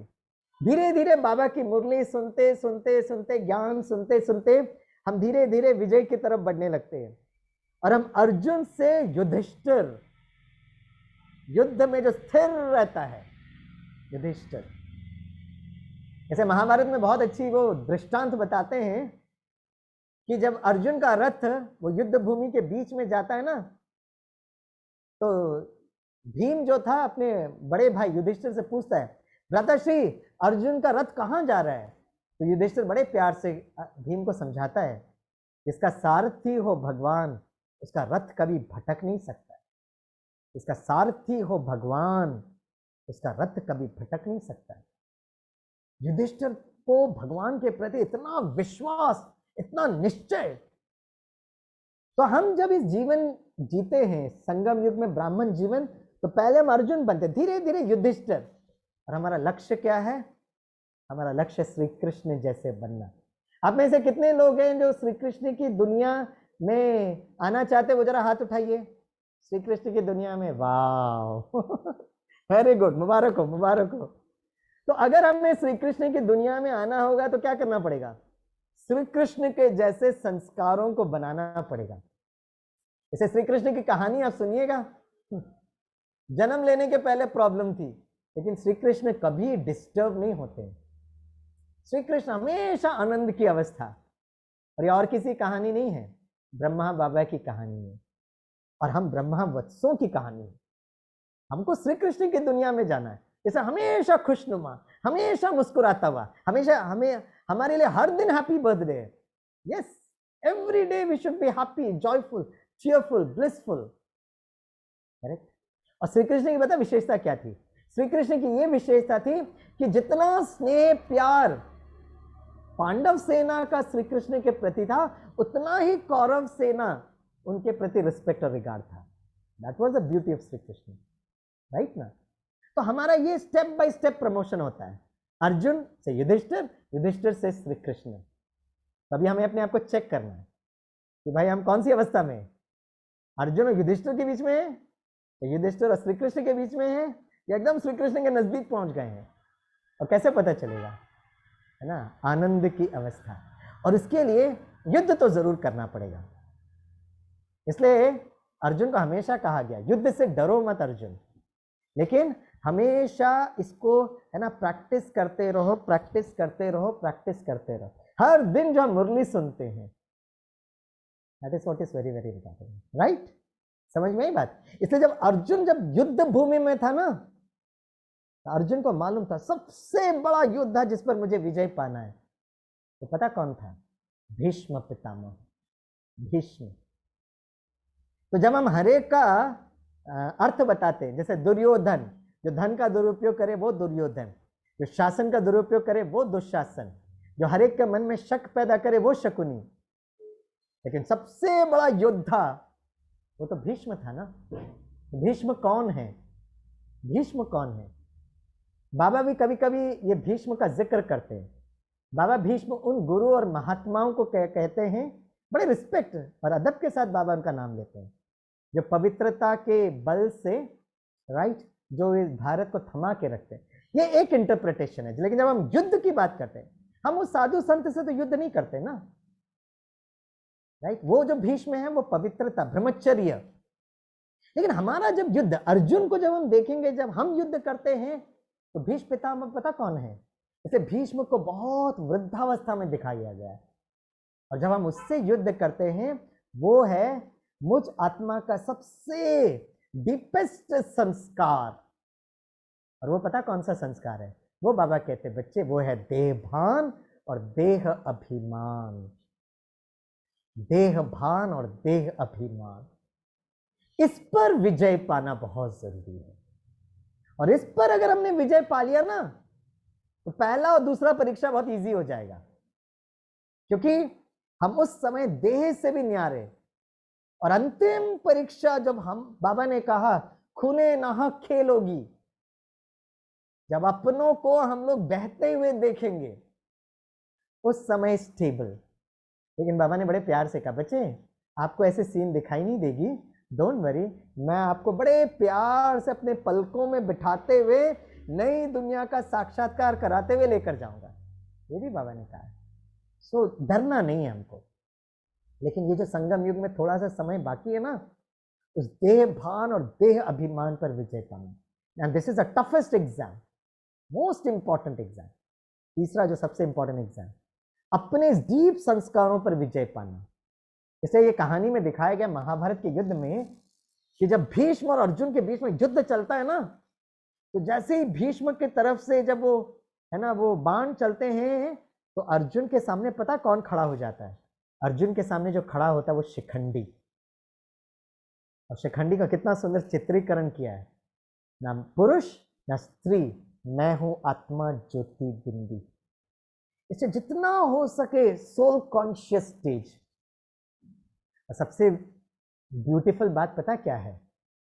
सबसे वंडरफुल बात यह है कि जो भीष्म पितामह को ना एक वरदान मिला था, और भीष्म पितामह को वरदान पता क्या मिला था? दान। जब तक भीष्म स्वयं नहीं चाहेगा ना, उसकी मृत्यु नहीं हो सकती है। इसे कहानी में बहुत प्यार से बताया गया है, राइट, कि जब अर्जुन जो होता है ना, उसको अपने उस बाणों के शैया में भीष्म पितामह को लिटाता है। और एक बार भीष्म पितामह लेट जाते हैं ना, बाकी गुरु द्रोणाचार्य हो, कृपाचार्य हो, दुर्योधन हो, दुशासन हो, कर्ण हो, सबको बहुत आराम से अर्जुन विजय पा लेता है। लेकिन सबसे टफ जो युद्ध था, उस भीष्म पितामह को है ना उस बाणों की शैया में लिटाना। हमको भी यही करना है। हमको पता है भीष्म अच्छा कड़े जो संस्कार है, देह भान और देह अभिमान को इतना स्नेह प्यार से है ना, जो ज्ञान की जो है ना बाण है, उस पर बहुत प्यार से उसको लटाना पड़ेगा। ये हमको करना है, और ये धीरे धीरे होता है। इसलिए बाबा कहते बच्चे हर दिन मुरली सुनना, एवरी डे, बहुत प्यार से मुरली सुनना। फिर आप कहेंगे नहीं स्वामी भाई योग, एक बार मुरली में आपका मन और दिल बैठ जाएगा ना, तो योग अपने आप ऑटोमेटिक ऑटो मोड पर काम करेगा, राइट। इसलिए मैं कहता हूं जो नए बाबा के बच्चे ना, योग नहीं भी लग रहा है ना, डोंट वरी, आप बस मुरली सुनिएगा। बहुत लोग नए बाबा के ऑनलाइन बच्चे कहते स्वामी भाई मुरली सुनते तो हमें कुछ समझ में नहीं आता है। मैंने कहा मैं अपने इंजीनियरिंग स्टूडेंट्स या एमबीए स्टूडेंट्स और पीएचडी को होता है, उनको भी स्टार्टिंग में कुछ समझ में नहीं आता है, लेकिन वो बैठते हैं, अटेंडेंस देते हैं। आप भी ऐसे बैठिएगा ना, और कुछ भी नहीं समझ में आ रहा है तो मीठे बच्चे तो समझ में आता है ना। कितनों को मीठे बच्चे सुनकर बड़ा अच्छा लगता है, वो जरा हाथ उठाएं। किन किन को मीठे बच्चे, बस मीठे बच्चे बोल, कितना प्यार से बाबा मीठे बच्चे बोलते हैं, फिर भी हम कहते हैं हमें समझ में नहीं आता है। अब बैठो, अब सुनो, क्योंकि मुरली जितना सुनते जाएंगे ना, ये देह भान और देह अभिमान को बड़े प्यार से स्नेह से आप वो बाणों की शैया में लिटा रहे हैं। बाबा ने सहज राज्यों का है। एक बात बताता हूं बाबा के बच्चे, आज हैप्पी बर्थडे ना, हाँ तो हैप्पी रहना। अब हैप्पी रहना या अनहैप्पी रहना ये आपका चॉइस है। अगर हमेशा हम लोग युद्ध करते रहेंगे ना, तो हम लोग ना त्रेता युग में पहुंच जाएंगे। आप में से कितनों को त्रेता युग में आने की बड़ी तीव्र इच्छा है, वो जरा हाथ उठाएं। अरे वाह, भी कोई हाथ नहीं उठाते, वाह सभी बाबा के मीठे बच्चे बड़े बुद्धिशाली है। किसी को त्रेता युग में नहीं आना। और हम युद्ध किससे करने वाले? हम किसी और पड़ोसी से थोड़ी ना युद्ध करें।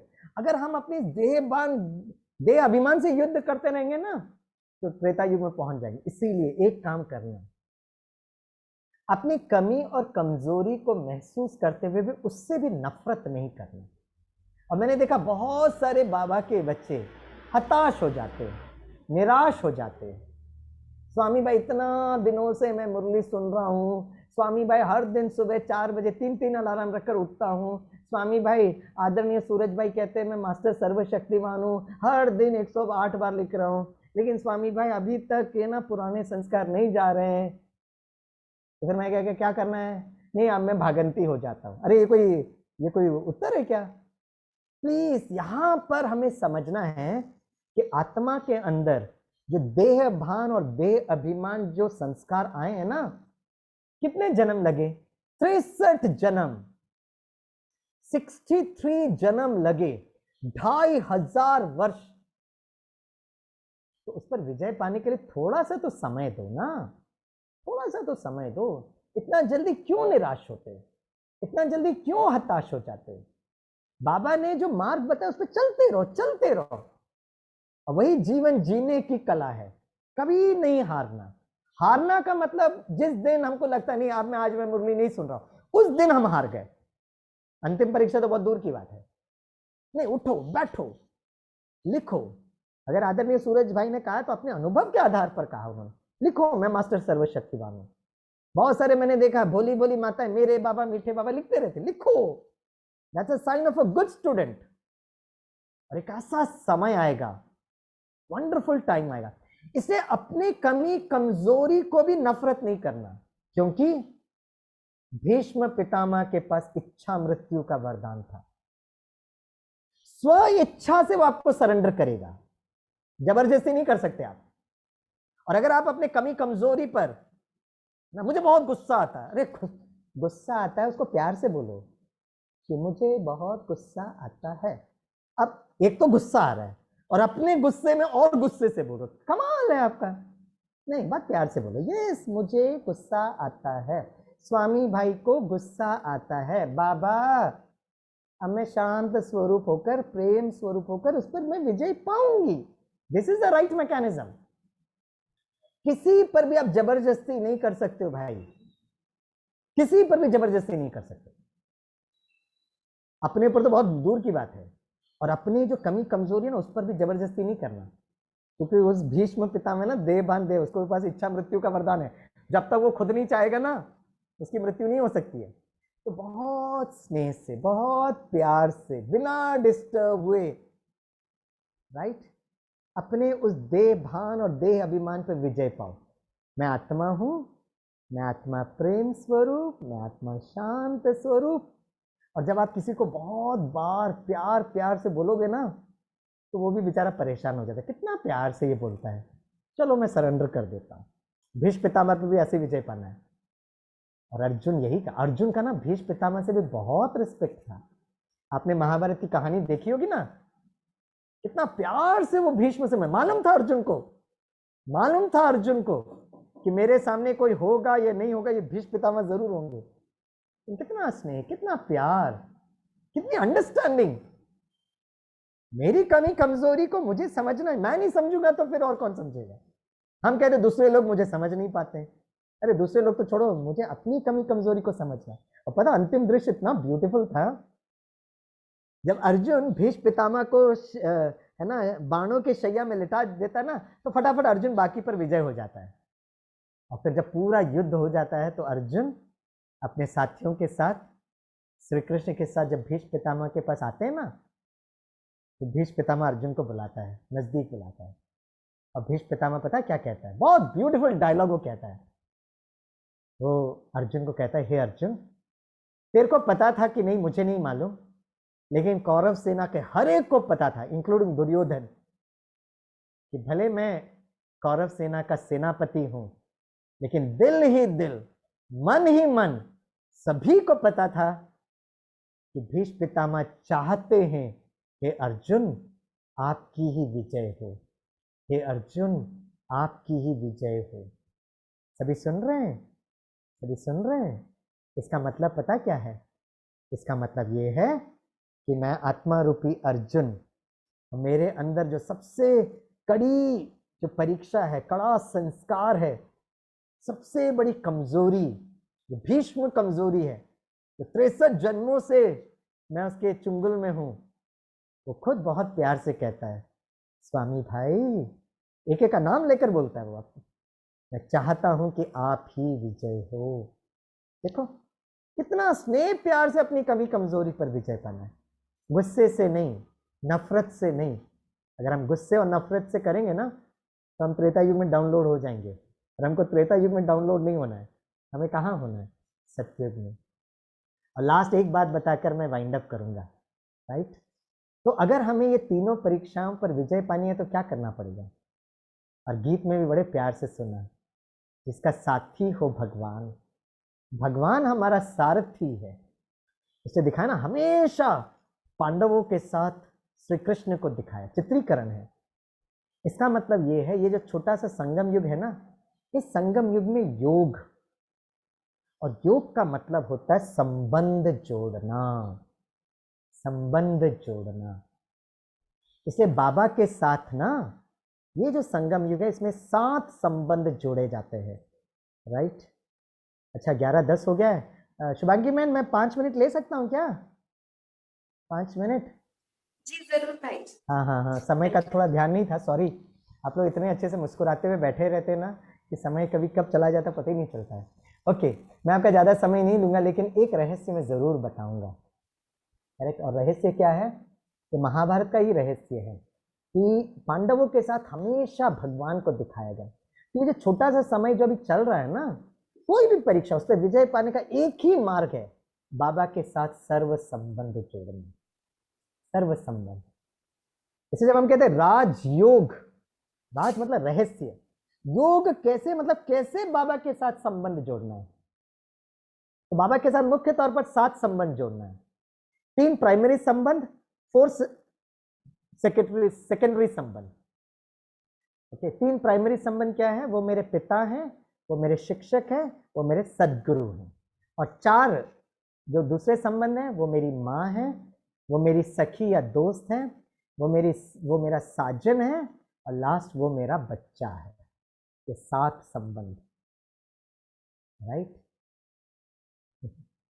ओके, ये 7 संबंध जोड़ना बहुत जरूरी है। और ये 7 संबंध जोड़ना पता क्यों जरूरी है? ये 7 संबंध जोड़ने से हमको 2 फायदे मिलते हैं, और ये अमृत वेला जोड़ना चाहिए। स्वामी भाई हमेशा सुबह उठकर ना, ये अमृत वेला में ये 7 संबंध जोड़ना मुझे बहुत अच्छा लगता है। ये जोड़ना पता है क्यों जरूरी है? क्योंकि जब हम कभी निराश हो जाते हैं ना, कभी उदास हो जाते हैं, तो हमको लगता है कोई, मैं अपनों से किसी से मैं बात करूं, अपनों से मैं बात करूं। इसलिए अभी ये जो 1.5 वर्ष में बहुतों लोगों ने शरीर छोड़ा ना, वो इसलिए छोड़ा, एक तो बहुत डर था, और दूसरा जो शरीर छोड़ा, राइट, खास करके मैं बाहर वालों की बात कर रहा हूं, एक तो वो डर से शरीर छोड़ा, दूसरा अकेलापन, क्वारंटाइन, मेरे साथ कोई नहीं है, क्वारंटाइन होंगे 14 दिन या 21 दिन, तो कोई मुझे देख नहीं पा रहा, लोनलीनेस, अकेलापन। तो ऐसे समय पर बाबा से बात करना। तो जब हम कहते हैं बाबा तुम्ही संग बैठूं, तुम्ही संग खाऊं, तुम्ही संग खेलूं, राइट, तुम्ही संग बैठूं, तुम्ही संग खाऊं, तुम्ही संग खेलूं। तो बाई चांस अगर स्वामी भाई को कोरोना वायरस आ गया और चाहते हुए भी कोई नहीं आ सकता है मेरे नजदीक, तो मैं अकेला बैठा हूं कमरे के अंदर, ऐसे समय पर बाबा तुम्ही संग खाऊं, तुम्ही संग खेलूं, तुम्ही संग बातें करूं, सब कुछ तुम्ही संग होगा ना। लेकिन इसका सही अर्थ में अब कैसे मैं तुम्ही संग बात करूं? चलो बाबा से बात करना, तुम्ही संग खाऊं, बाबा के साथ कैसे खाएंगे भाई? वो निराकार शिव बाबा परम धाम में बैठा हुआ है, वैसे भी कहता मैं कुछ खाता नहीं हूं, वो निराकार शिव बाबा कैसे खाएगा?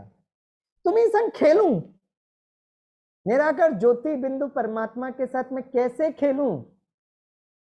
और इसके लिए बहुत सुंदर रहस्य जो आज की मुरली में मातेश्वरी जी ने फोकस किया, 3 लोक, और मातेश्वरी ने बड़े प्यार से समझाया। एक है निराकारी लोक, दूसरा है राइट आकारी लोक, सूक्ष्म वतन, और तीसरा है ये धरती, साकारी लोक। और ये संगम युग में ही सबसे बड़ा इंपॉर्टेंस होता है। और यहाँ पर राइट, बहुत इंपॉर्टेंट बात है, और वो है बाप दादा की बात। शिव बाबा के साथ वो ब्रह्मा बाबा, कंबाइंड स्वरूप, राइट।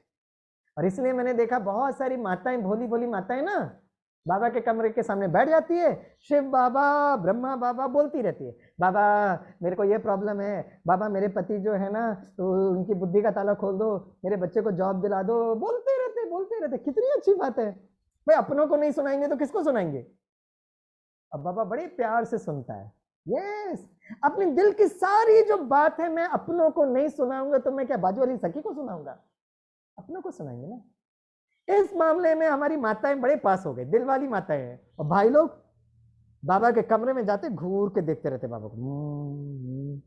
नहीं, आप भाइयों के बारे में नहीं कह रहा हूं, मैं भी पहले ऐसे ही करता था, राइट। बाबा के साथ बात करना, तो जब मैं कहूं बाबा तुम ही संग बैठूं, तो मन बुद्धि से पता क्या करना है, परम धाम में शिव बाबा को देखना, बड़े प्यार से टिंग टिंग टिंग टिंग टिंग टिंग शिव बाबा नीचे उतर रहे हैं, सूक्ष्म वतन में ब्रह्मा बाबा के तन में, और एकदम वो फरिश्ता मेरे सामने, और मुझे वो सामने मन बुद्धि से बाबा दिखना चाहिए। आज ना 2 अक्टूबर है। 2 अक्टूबर की विशेषता पता क्या है? भारत के लिए विशेष दिन है। आज बापू जी को याद करते हैं हम लोग, महात्मा जी को, बापू गांधी जी को याद करते हैं ना, देश का बापू जी। और शिव बापू जी भी बापू जी को बड़े प्यार से याद करते हैं। वो कहते हैं राम राज्य की स्थापना करनी है, राइट। बहुत वंडरफुल बात है। आपने बीच में एक फिल्म आई थी, वो फिल्म का नाम था लगे रहो मुन्ना भाई, राइट। मेरे स्टूडेंट्स ने कहा स्वामी सर ये फिल्म जरूर देखना, और उन्होंने मुझे उसकी कैसेट दी थी, और बहुत वर्ष पहले मैंने ये फिल्म देखी थी, क्योंकि राज्यों का जो एक्चुअल चित्रीकरण इस मूवी में दिखाया गया है। उस मूवी में बताया गया है कि मुन्ना भाई जो थे ना, लाइब्रेरी में जाकर बापू गांधी के बारे में इतना पढ़ते कि बापू गांधी जी जो थे ना वो किताब से बाहर निकल जाते हैं, और ये मुन्ना भाई के नजदीक बैठते हैं। दूसरे लोगों को ये बापूजी नहीं दिखते, सिर्फ मुन्ना भाई को बापूजी दिखते थे। उसी तरह हमें भी यही करना है, शिव बाबा को बहुत प्यार से बुलाना, ब्रह्मा तन में और एकदम नजदीक में, और उनको बहुत स्नेह प्यार से उनसे बातें करना। वो बापूजी दुनिया को नहीं दिखाई देगा, सिर्फ हमको दिखाई देगा। स्थूल नेत्र से देखने की बात नहीं है, मन बुद्धि से उस फरिश्ते को देखना। तुम ही संग बैठूं, तुम ही संग बोलूं, तुम ही संग खाऊं। जब आप खाना खा रहे हैं ना, ब्रह्मा भोजन या हैप्पी बर्थडे का केक, तो शिव बाबा ब्रह्मा बाबा को नजदीक देखना, उस फरिश्ते में एक एक संबंध जोड़ना। तो पिता, शिक्षक, सदगुरु, माँ, सखी या दोस्त, साजन, लास्ट संबंध है बच्चे का। मैं अपना एक छोटा सा अनुभव बताकर आज का सेशन वाइंड अप करूंगा, और ये अनुभव मुझे बहुत अच्छा लगता है, और बहुत बार मैं इसको बीके की फैमिली में मैं ये शेयर करता हूँ।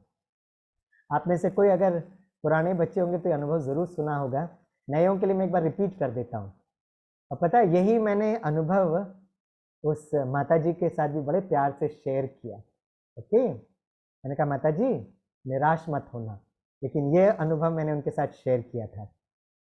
जब मैं बाबा का 1-1.5 साल का बच्चा था ना, जब मुझे ज्ञान मिलने के बाद 1-1.5 साल का बच्चा था ना, तो उस समय पर राइट, मैं हर दिन मैं रात को ना बाबा को एक लेटर लिखता था, और बाबा के साथ ना कोई संबंध जोड़ता था, और उनको बहुत प्यार से मैं लव लेटर लिखता था। एक दिन पिता का संबंध, तो पिता के साथ जब मैं लव लेटर लिख रहा हूँ तो कैसे लिखूंगा। एक दिन वो मेरे शिक्षक हैं, तो मेरा लव लेटर कैसा होगा, राइट। तो एक दिन मैं मुरली क्लास में बैठा था, तो मुरली क्लास में एक बहुत अच्छी पॉइंट आई कि आप बाबा को अपना बच्चा बना सकते हैं। तो हमारी जो टीचर्स बहनें होती है ना, बड़ी बुद्धिशाली होती है, वो क्लास में बैठे हुए सभी भाई बहनों से पूछने लगे आपके कितने बच्चे हैं, आपके कितने बच्चे हैं। तो मैं सुन रहा था कि सभी भाई बहनें जवाब दे रहे थे, 1 लौकिक 1 पारलौकिक, 2 लौकिक राइट 1 पारलौकिक। तो घूमते घूमते घूमते बहन जी ने मुझसे पूछा स्वामी भाई आपके कितने बच्चे हैं। ये 2-3 एग्जाम्पल से मुझे बात समझ में आ गई। मैं कहा दीदी मेरा 1 पारलौकिक बच्चा है। तो बोला वेरी गुड, क्या नाम रखा है। नाम? बोला अरे बच्चाओं का नाम नहीं रखा है, आज उनका नाम रखे शिव बालक। और उस दिन मैं इतना खुशी में आ गया कि मैं भी पिताजी बन गया हूं। और उस दिन मैंने रात को ना मैं बाबा को लेटर लिखा, बाबा कल आपके साथ ना मैं बच्चे का संबंध जोड़ूंगा। नया संबंध, इतना उमंग उत्साह था। और दूसरा दिन जैसे ही मैं सुबह उठा तो मैंने महसूस किया परम धाम से शिव बाबा धीरे धीरे टिंग टिंग टिंग करके नीचे उतर रहे हैं और एक छोटा सा नन्हा सा फरिश्ता, अब बच्चा तो बच्चा जैसे होना चाहिए ना, राइट? तो मैंने देखा छोटा सा नन्हा सा फरिश्ता और उसमें भ्रुकुटी के बीच में शिव बाबा चमक रहे हैं। तो मैंने उसको बहुत स्नेह प्यार से देखा कि धीरे धीरे इसको बुलाया और उसको बहुत प्यार से नहलाया, बड़े प्यार से नाश्ता बनाकर जैसे शिव बालक को मैं खिला रहा हूँ। और बीच बीच में मैं शिव बालक से पूछता था, बालक जब मैं बूढ़ा हो जाऊंगा तो मेरा ख्याल रखेगा ना? और मैं महसूस कर रहा हूँ छोटा सा प्यारा सा फरिश्ता मुझे जवाब दे रहा है, पापा आप निश्चिंत रहो, है ना, अंतिम समय पर जब आपको क्वारंटाइन हो जाएगा ना तब मैं आपको दवाई जरूर दूंगा। तो मैं इतना खुश हो रहा था, राइट? जब मैं ऑफिस में चलने का टाइम हुआ ना तो मैंने उस फरिश्ते से पूछा, उस बालक से, कि मेरे साथ ऑफिस चलेगा? बोला पापा आप लेकर जाएंगे तो मैं जरूर चलूंगा। मैं कहा मैं लेकर तो जाता हूँ लेकिन ऑफिस में बिल्कुल मस्ती वस्ती नहीं करने का। और मैं महसूस कर रहा था छोटे से फरिश्ते के कोमल हाथ को पकड़कर मैं जैसे ऑफिस चल रहा हूँ, और वही महसूस कर रहा था जैसे पिता अपने बच्चे को जब लेकर जाता है तो कितना खुशी और आनंद का महसूस करता है। मैं भी बड़े प्यार से महसूस कर रहा था। और बस में चढ़ा था, संभाल के चढ़ना, संभाल के चढ़ना। और जैसे ही बस में चढ़ा तो सामने एकदम सीट मिल गई मुझे, तो सीढ़ी के सामने तो मैं एकदम बैठ गया। और बस चलने लगी तो मुझे थोड़ी नींद आ रही थी और कुछ समय के बाद मैं सो गया। बस एक स्टॉप में, राइट, इतनी जर्क के साथ रुकी कि मेरा नींद टूट गया और मुझे याद ही नहीं आता मैं जा कर रहा हूँ। फिर याद आई कि अच्छा अभी ऑफिस जा रहा हूँ, योग वोग तो सारा भूल गया था। और क्योंकि मैं बस एक स्टॉप में रुकी और बहुत सारे लोग ना वो सीढ़ी से चढ़ रहे थे और मैं सीढ़ी के एकदम बाजू वाले सीट में बैठा था, तो मेरी सारी दृष्टि वो लोगों पर पड़ गई थी। तो जैसे लोग चढ़ रहे थे फिर मैंने देखा एक बहन जी चढ़ रहे हैं, उनके हाथ में एक छोटा सा बच्चा है। और बचपन से मेरी एक आदत रही है, कोई वृद्ध व्यक्ति होगा या किसी माँ, ऐसी माताओं को जिनके साथ बच्चे ना, मैं हमेशा सीट देता था। तो जैसे ही बहन जी चढ़े तो मैं खड़ा हुआ, मैंने कहा बहन जी बैठेंगे? तो बोला नहीं आप बैठो, आप बैठो, और साइड पर आकर खड़े हो गए। फिर मैंने बहन जी को कहा बहन जी बैठिएगा ना। तो मेरे साइड पर दो भाई लोग बैठे थे तो वो थोड़ा हिचक रहे थे, नहीं आप बैठो, आप बैठो। अब बस चलने लगी तो मैं देख रहा था बहन जी थोड़ा बच्चे को लेकर इम्बैलेंस हो रहे हैं। फिर मैंने कहा बहन जी बैठ जाइए ना। और बहन जी ने बहुत सुंदर मुझे जवाब दिया, बोला अच्छा तेरे को मुझे इतना ही मदद करना तो एक काम कर, इस बच्चे को संभाले। और ठक मेरे गोद में छोटा सा बच्चा। तब मुझे अचानक याद आ रहा, अरे आज तो मैं शिव बालक को याद कर रहा था। और आधा घंटा जो मैंने शिव बालक को याद किया। जैसे आज भी मुझसे कोई पूछता है ना कि आपको सबसे अच्छा संबंध कौन सा लगता है, मैं कहता हूँ वो मेरे पिता भी हैं, मेरे शिक्षक भी हैं, मेरे सद्गुरु भी हैं, लेकिन सबसे रमणीक संबंध और वह बालक का संबंध। तो मैंने उस माता जी को कहा, मैंने कहा आपका शारीरिक बच्चे ने भले जो भी कारणवश हुआ शरीर छोड़ दिया, किसी भी तरीके से शरीर छोड़ा, लेकिन आपका एक बालक जन्म जन्मांतर आपका ध्यान देगा और वो है शिव बालक। आप में से कितने लोग हैं जिन्होंने शिव बाबा को अपना बालक बनाया है? वो हाथ उठाएं, हाथ उठाएं। वाओ! जो नए नए बाबा के बच्चे ना, जिन्होंने आज तक नहीं बनाया है, वो आज हैप्पी बर्थडे जरूर मनाना। तो सिर्फ शाश्वत सेंटर का हैप्पी बर्थडे नहीं है ना, आज एक नया। विनोद भाई कितने बच्चे आपके, कितने बच्चे? एक? अरे वाह वाह वाह सो ब्रेकिंग न्यूज है ना, हमारे विनोद भाई कुमार भाई है लेकिन बच्चा हो गया, कमाल है। हाँ, that is what we should do. और पता है विनोद भाई, मेरा जो बच्चा जन्म लिया ना, मैं उसको छोटा बच्चा नहीं रखा, हर साल मैं बच्चे का हैप्पी बर्थडे मनाता था। जैसे आप लोग अपने सेंटर का हैप्पी बर्थडे मना रहे हो ना, वैसे मैं बच्चे को भी धीरे धीरे धीरे बड़ा बनाता हूँ, बड़ा बना बना बना कर, राइट। आज बड़ी खुशखबरी मैं आपको देता हूँ, मेरा शिव बालक जो है ना वो 22 वर्ष का हो गया है यस, वो 22 वर्ष का शिव बालक हो गया है, एकदम जवान बच्चा, एकदम हैंडसम बच्चा। और मैं हमेशा कुमारों को कहता हूँ, आप सर्व संबंध जब बाबा के साथ जोड़ोगे ना, तो आपको कोई शारीरिक संबंध अपने तरफ खींचेगा ही नहीं, कभी नहीं खींच सकता है। जैसे जो यहाँ पे घर गृहस्थ में रहने वाले भी है ना, वो भी बाबा के साथ सर्व संबंध जोड़ना, क्योंकि ये 3rd वेव 4th वेव पता नहीं और कौन कौन सा वायरस आने वाला है। तो क्वारंटाइन में होंगे ना, तो कोई शारीरिक देहधारी संबंधी चाहते हुए भी स्वामी भाई आपकी मदद नहीं कर सकते। तो अकेले रहते हुए भी बाबा के बच्चे बाबा को बड़े प्यार से याद कर सकते। ठीक है, आज आप सभी से मिलकर बहुत बहुत अच्छा लगा। मैंने करीब 15-20 मिनट एक्स्ट्रा ले लिया, तो I am sorry for that. लेकिन आप सभी ने वीडियो ऑन कर कर, है ना, मैं यहाँ की टीचर्स बहनों को बहुत बहुत मुबारक देता हूँ। शुभांगी बहन, राइट, सभी आपके जो बाबा के वजह सभी ने वीडियो ऑन करके बैठे, राइट, तो आपको बहुत बहुत मुबारक हो। क्योंकि वीडियो ऑन करके बैठते ना तो फैकल्टी को बड़ा अच्छा लगता है ना, हमको लगता है कि सब हम लोग हार्ट टू हार्ट कन्वर्सेशन कर रहे हैं। तो सभी बाबा के बच्चों को मुबारक, सभी टीचर्स बहनों को भी बहुत बहुत मुबारक हो। ओम शांति। अगर आपके मन में कोई प्रश्न है तो आप पूछ सकते हो, लेकिन उसके पहले, है ना, हम 1 मिनट का मेडिटेशन करेंगे। ठीक है, 1 मिनट का मेडिटेशन करेंगे। आराम से बैठें, और ये मेडिटेशन मैं आपको 1-2 मिनट में कराऊंगा, और ये आप हमेशा करना, राइट। सबसे पहले अपने शरीर को जितना हो सके हल्का छोड़ना। जितना शरीर हल्का होगा उतना आप उड़ सकेंगे, सबसे पहली बात। और दूसरी बात क्या करना, ओम की ध्वनि करना। हमारी जो दादियां जो थी ना, दीदियां, जो पुराने जो बाबा के बच्चे 14 वर्ष ओम की ध्वनि करते थे। जब आप ओम की ध्वनि करते हो तो एक तो मैं आत्मा हूं, इस बात की महसूसता होती है, और दूसरा जब हम ओम की ध्वनि करते ना तो हमारे लंग्स में बहुत ऑक्सीजन जाता है। अभी कोरोना वायरस से बचने के लिए सबसे ब्यूटीफुल विधि है, जितना आपकी लंग कैपेसिटी बढ़ती है, जैसे जो आदि में हुआ ना वो अंत में भी जरूर होगा, ओम की ध्वनि करें। तो हम लोग 3 बार बहुत प्यार से ओम की ध्वनि करेंगे, और उसके बाद पता क्या करेंगे, बहुत स्नेह प्यार से, क्योंकि आपका जो टॉपिक है ना सतयुग की ओर जाने की यात्रा, तो सतयुग में ना 2 पढ़ाई सिर्फ होने वाली है। और 2 पढ़ाई पता क्या होगी, राजकुमार राजकुमारियों को सिर्फ 2 पढ़ाई, एक है चित्रकला और दूसरा है गायन कला। नृत्य कला तो अपने आप हो जाएगा, लेकिन जो गुरुकुल में जो पढ़ाया जाता है चित्रकला और गायन कला, ये जो गायन कला है वो है ऑडियो, और चित्रकला जो है वो वीडियो। योग में ये ऑडियो वीडियो बहुत जरूरी है। मन संकल्प करने की शक्ति ये ऑडियो है, म्यूजिक। बुद्धि जो है वो वीडियो है, चित्र बनाना। जैसे शिव बाबा ने भी जब ब्रह्मा बाबा को ज्ञान दिया तो साक्षात्कार कराया, और बहुत वंडरफुल म्यूजिक भी था, धम धम धम धम, पुरानी दुनिया और बहुत प्यारी सुनहरी दुनिया, चित्र था वो।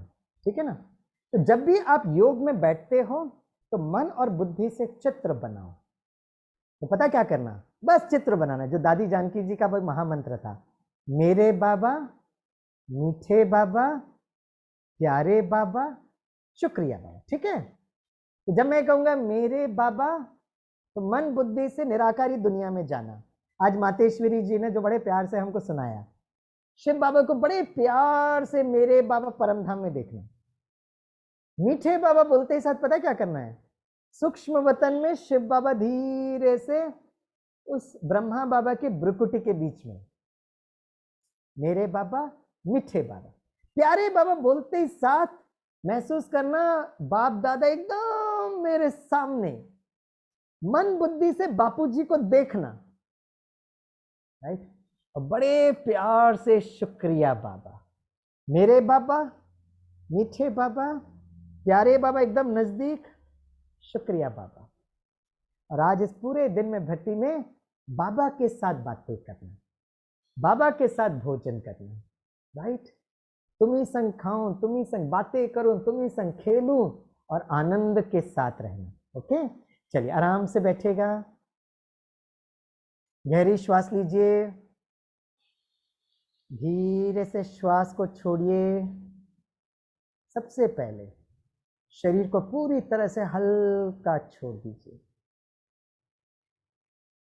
Make the body as light as possible. और महसूस करिए शरीर एक पवित्र मंदिर, और भ्रुकुटी के बीच में मैं चमकता हुआ सितारा। 3 बार हम ओम की ध्वनि करेंगे और जब हम ओम की ध्वनि करेंगे महसूस करना भ्रुकुटी के बीच में मैं वो तेजोमय प्रकाश। गहरी श्वास लीजिए।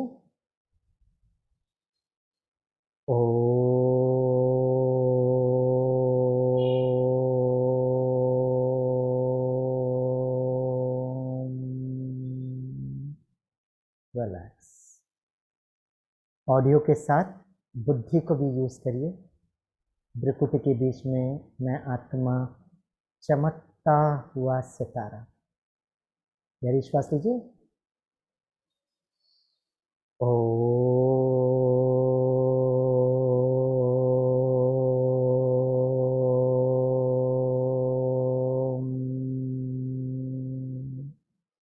रिलैक्स।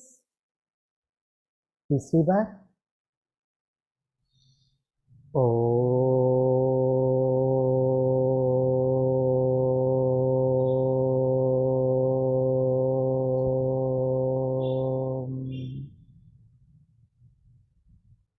अब महसूस करिए मन और बुद्धि के द्वारा दिल से मेरे बाबा परम धाम में शिव बाबा को देखिए, परम ज्योति, तेजोमय प्रकाश, मुझ आत्मा के पिता। देखते रहिए परम धाम में शिव बाबा को। मीठे बाबा परम धाम से धीरे धीरे शिव बाबा नीचे उतर रहे हैं। सूक्ष्म वतन में ब्रह्मा बाबा के भ्रुकुटी में अव्यक्त बाप दादा। बाप दादा से दृष्टि लीजिए।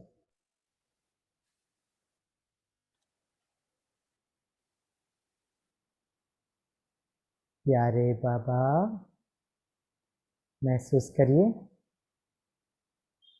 सुंदर सा फरिश्ता बाप दादा कंबाइंड स्वरूप में एकदम मेरे नजदीक मन और बुद्धि के नैनों से मैं उनको देख पा रहा हूँ। हमेशा वो मेरे साथ है। बहुत दिल से शुक्रिया बाबा, शुक्रिया। ओम शांति, ओम शांति, ओम शांति।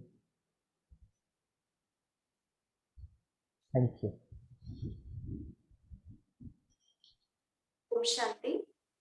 बहुत बहुत आपका भी शुक्रिया भाई जी। गहरी गहरी बातें आपने बहुत रमणीक तरीके से समझाई, तो बहुत अच्छा लगा।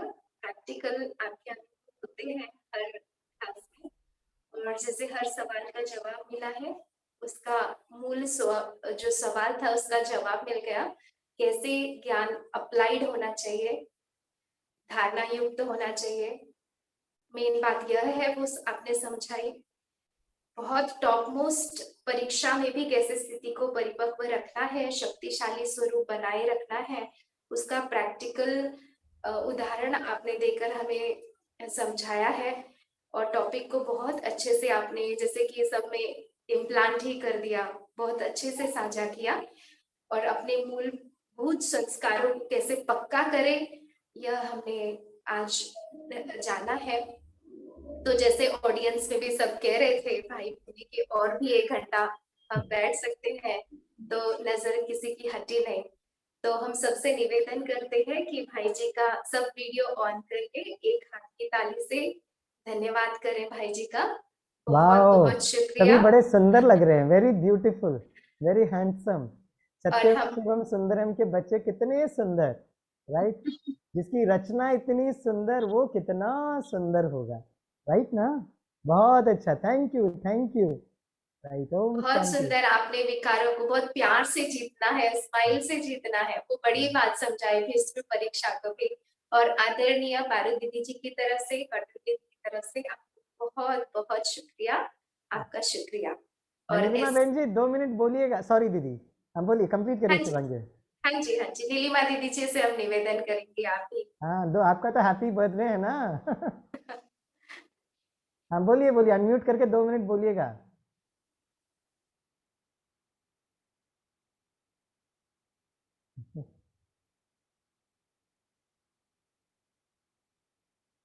भाई जी आपका स्माइलिंग फेस बहुत अच्छा लगता है, ऐसे कमेंट आई है।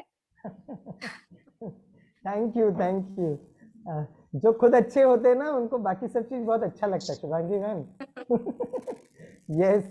ओम हाँ शांति बोलिए भाई जी। बोलिए, ओम जी शांति। ओम शांति स्वामी भाई, हमें बहुत ही ज्यादा हर्ष हो रहा है। बहुत कम समय में आपने अपना अमूल्य समय हमें दिया और इतनी गहरी गहरी बातें आपने सुनाई। जब आपने कहा कि कोई प्रश्न पूछना है तो जरूर पूछिए, तो मुझे अपना क्लास शुरू होने से 2 मिनट पहले ही एक माता जी का प्रश्न आया और वो बड़ी दुखी थी और उन्होंने मुझे कहा कि दीदी क्लास तो मुझे अटेंड करना ही है, परंतु समस्या एकाएक कैसे आ गई कि उनके पिताजी कोरोना पॉजिटिव हो गए और हॉस्पिटल में एडमिट हो गए। वो तो हॉस्पिटल में एडमिट है और ऑलरेडी उनका आई थिंक सो लीवर का प्रॉब्लम है। लीवर को ऑलरेडी उनका वो प्रॉब्लम चल रहा था, ट्रीटमेंट चल रही है, इसमें उनको कोरोना पॉजिटिव हो गए हैं। तो बहुत मायूस हो गए थे। तो हमने तो उनको बाबा के हिसाब से बताया है और उन्हें हिम्मत भी दी है, कहा पॉजिटिव वाइब्स आप दीजिए, ऐसे हमने उन्हें कहा है। मैं समझती हूँ अगर वो ज्वाइन है तो जरूर आप उन्हें कुछ बताइए। ओम शांति। देखिए कभी भी ऐसी परिस्थिति हो सकती है, तो ऐसी परिस्थिति में देखो हमें क्या करना चाहिए। जैसे नीलिमा बहन जी ने कहा, हम उनको पॉजिटिव वाइब्रेशन तो देते ही हैं, लेकिन हम लोग एक और काम कर सकते हैं। देखिए आजकल जो है ना, सबसे बड़ी प्रॉब्लम तो यही देखी गई है। पुराने ज़माने में अगर कोई बीमार होता था ना, तो उनके परिवार के सदस्य आते थे, उनके अड़ोसी पड़ोसी लोग आते थे, नज़दीक होकर बैठते थे, बात करते थे, तो आधा से आधा रोग उनका ठीक हो जाता था, क्योंकि दे बिकम इमोशनली हीलिंग होता है। लेकिन आजकल ये प्रॉब्लम हो रही है कि अगर कोई कोरोना पॉजिटिव हो या हॉस्पिटल में हो ना, तो अपने रिश्तेदारों को, अपने नज़दीक वालों को भी वो नज़दीक नहीं भेजते। ऐसी सिचुएशन 1-1.5 साल से हो रही है। तो जो भी व्यक्ति होता है ना, उसको बहुत परेशानी होती है और हम भी परेशान होते हैं। तो हमें पता है क्या करना चाहिए। मैं जो करता हूँ, मुझे बहुत अच्छा लगता है, मैं बहुत प्यार से बैठता हूँ, शिव बाबा को और ब्रह्मा बाबा को नज़दीक बुला लेता हूँ, क्योंकि वही सबसे अच्छे से अच्छे देवदूत हैं। और मैं उनको बहुत प्यार से बाबा से दृष्टि लेता हूँ और बाबा को कहता, बाबा आप तो सुप्रीम सर्जन हो ना, आप तो सुप्रीम डॉक्टर हो, आप तो सुप्रीम हीलर हो। और मैं क्या करता हूँ, बाबा को वहाँ भेजता हूँ। मैं अपने स्थान पर बैठा हूँ, क्योंकि वो मुझे जाने नहीं देते ना, वो लोग, वो डॉक्टर और नर्सेस मुझे रोक देते हैं। बाबा को तो कोई देख नहीं सकता है, तो मैं बैठा रहता हूँ। और जो हमारे नज़दीक के रिश्तेदार होते हैं, मैं इस माता जी को भी रिक्वेस्ट करूँगा कि आप भी ऐसा ही करिएगा। आपके जो है ना पति जो हैं, अगर बीमार हैं, वो है ना क्वारंटाइन में, तो आप ये महसूस करिएगा, बड़े प्यार से है ना बाबा को भेजिएगा। जैसे वो फरिश्ता धीरे से जा रहे हैं, वो हॉस्पिटल गेट से एंट्री मार रहे हैं, उनको कोई नहीं देख रहा है, और बाबा तो है ना ever healthy, ever wealthy, ever blissful और सबसे बेस्ट डॉक्टर है। और देखना कि जैसे बाबा बड़े प्यार से गुलदस्ता लेकर जा रहे हैं, अभी भी हम सभी लोग मिलकर उस माता जी के जो है ना युगल है, उनके लिए ऐसा वाइब्रेशन दे सकते हैं। और अगर इतने सारे देवदूत अगर उनके पास पहुंच जाएंगे, तो उनको बहुत अच्छी नींद भी आएगी, बहुत अच्छा आश्वासन भी होगा। तो ऐसे महसूस कर सकते हैं जैसे बाबा धीरे से वो हॉस्पिटल से जा रहे हैं और उस भाई के बेड के एकदम नज़दीक बैठे हैं। और महसूस करना है कि जैसे शिव बाबा, ब्रह्मा बाबा बड़े प्यार से उस भाई को दृष्टि दे रहे हैं और अपने हाथ, जो वरदानी हाथ है, उनके सर पर रख रहे हैं, बड़े प्यार से उनको कह रहे, मीठे बच्चे, प्यारे बच्चे, है ना, अब बहुत जल्दी ठीक हो जाएंगे, अब हो ही बाबा के बच्चे, आप एकदम स्वस्थ हो, अब बहुत अच्छे हो, राइट, आप एकदम इस परीक्षा से अब बहुत प्यार से विजयी हो जाएंगे। तो इस प्रकार अगर आप बाबा को वहां भेजते हो ना, तो आप देखेंगे कि है ना बाबा उनको कितना ज्यादा शक्ति दे सकता है। तो ये हम मन बुद्धि से, जैसे अगर आप सपोज कोई आपका भाई जो है या कोई युगल है, वो हॉस्पिटल में है, सपोज उनके पास मोबाइल होता है, तो हम व्हाट्सएप भेजते हैं या मैसेज भेजते हैं, तो 1 सेकंड में उन तक पहुंचता है। तो ये जो व्हाट्सएप हमने भेजा कैसे जाता है, इलेक्ट्रोमैग्नेटिक वाइब्रेशन में टावर के पास जाता है और टावर से उस मोबाइल के पास जाता है। ऐसे ही हम शिव बाबा ब्रह्मा बाबा टावर है और हम उनको मोबाइल के रूप में उनके पास भेजे, और फरिश्ता तो जहां चाहिए वहां जा सकते हैं। तो पहले बाबा को भेजे, बाबा एकदम ठीक करेगा और फिर बाबा बड़े प्यार से आपको भी बुलाएगा। तो हम भी फिर फरिश्ते के रूप में धीरे से बाबा के नजदीक बैठे और बाप दादा उनको बहुत प्यार से दृष्टि दे रहे हैं और हम भी उनके नजदीक फरिश्ता स्वरूप में, क्योंकि स्थूल रूप में तो जा नहीं सकते, तो फरिश्ता स्वरूप में भी उस आत्मा को बहुत शक्ति दे सकते हैं।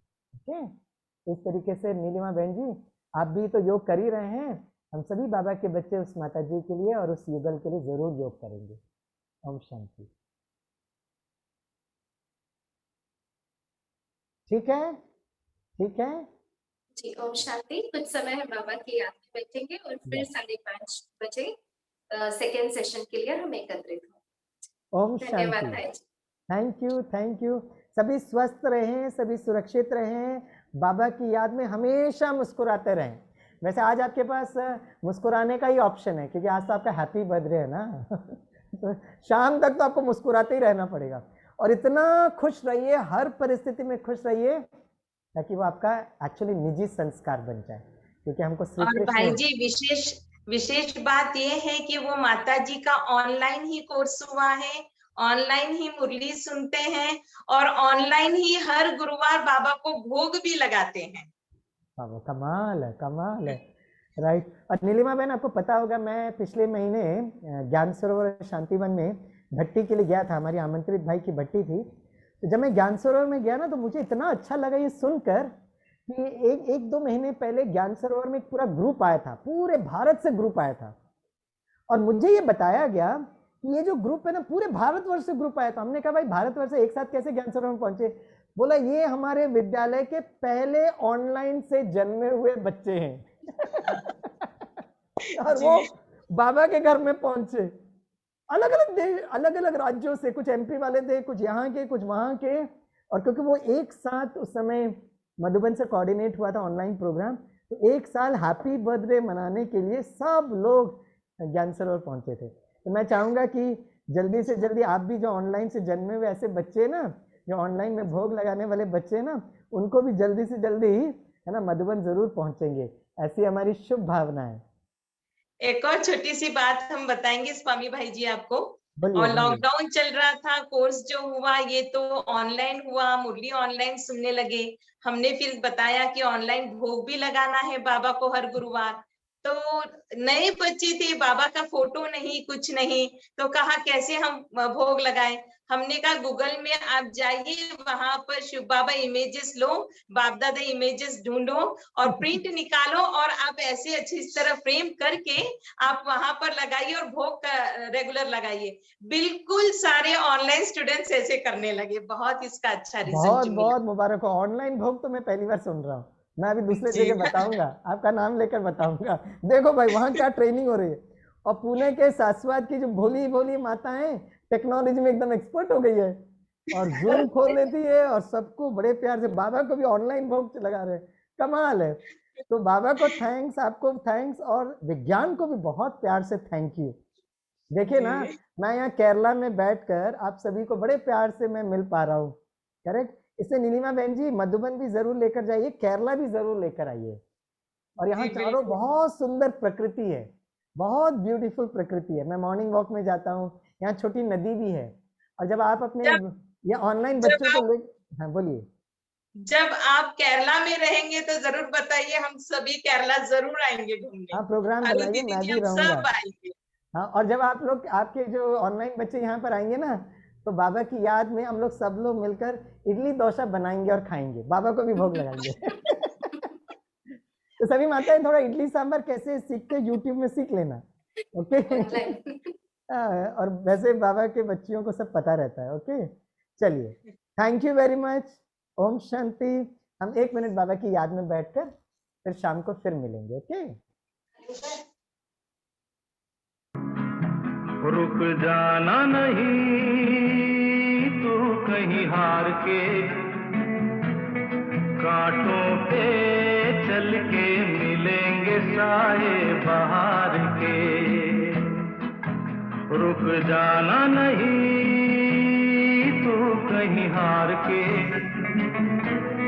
कांटों पे चल के मिलेंगे साए बहार के। ओ राही ओ राही ओ राही ओ राही ओ राही ओ राही ओ राही ओ राही।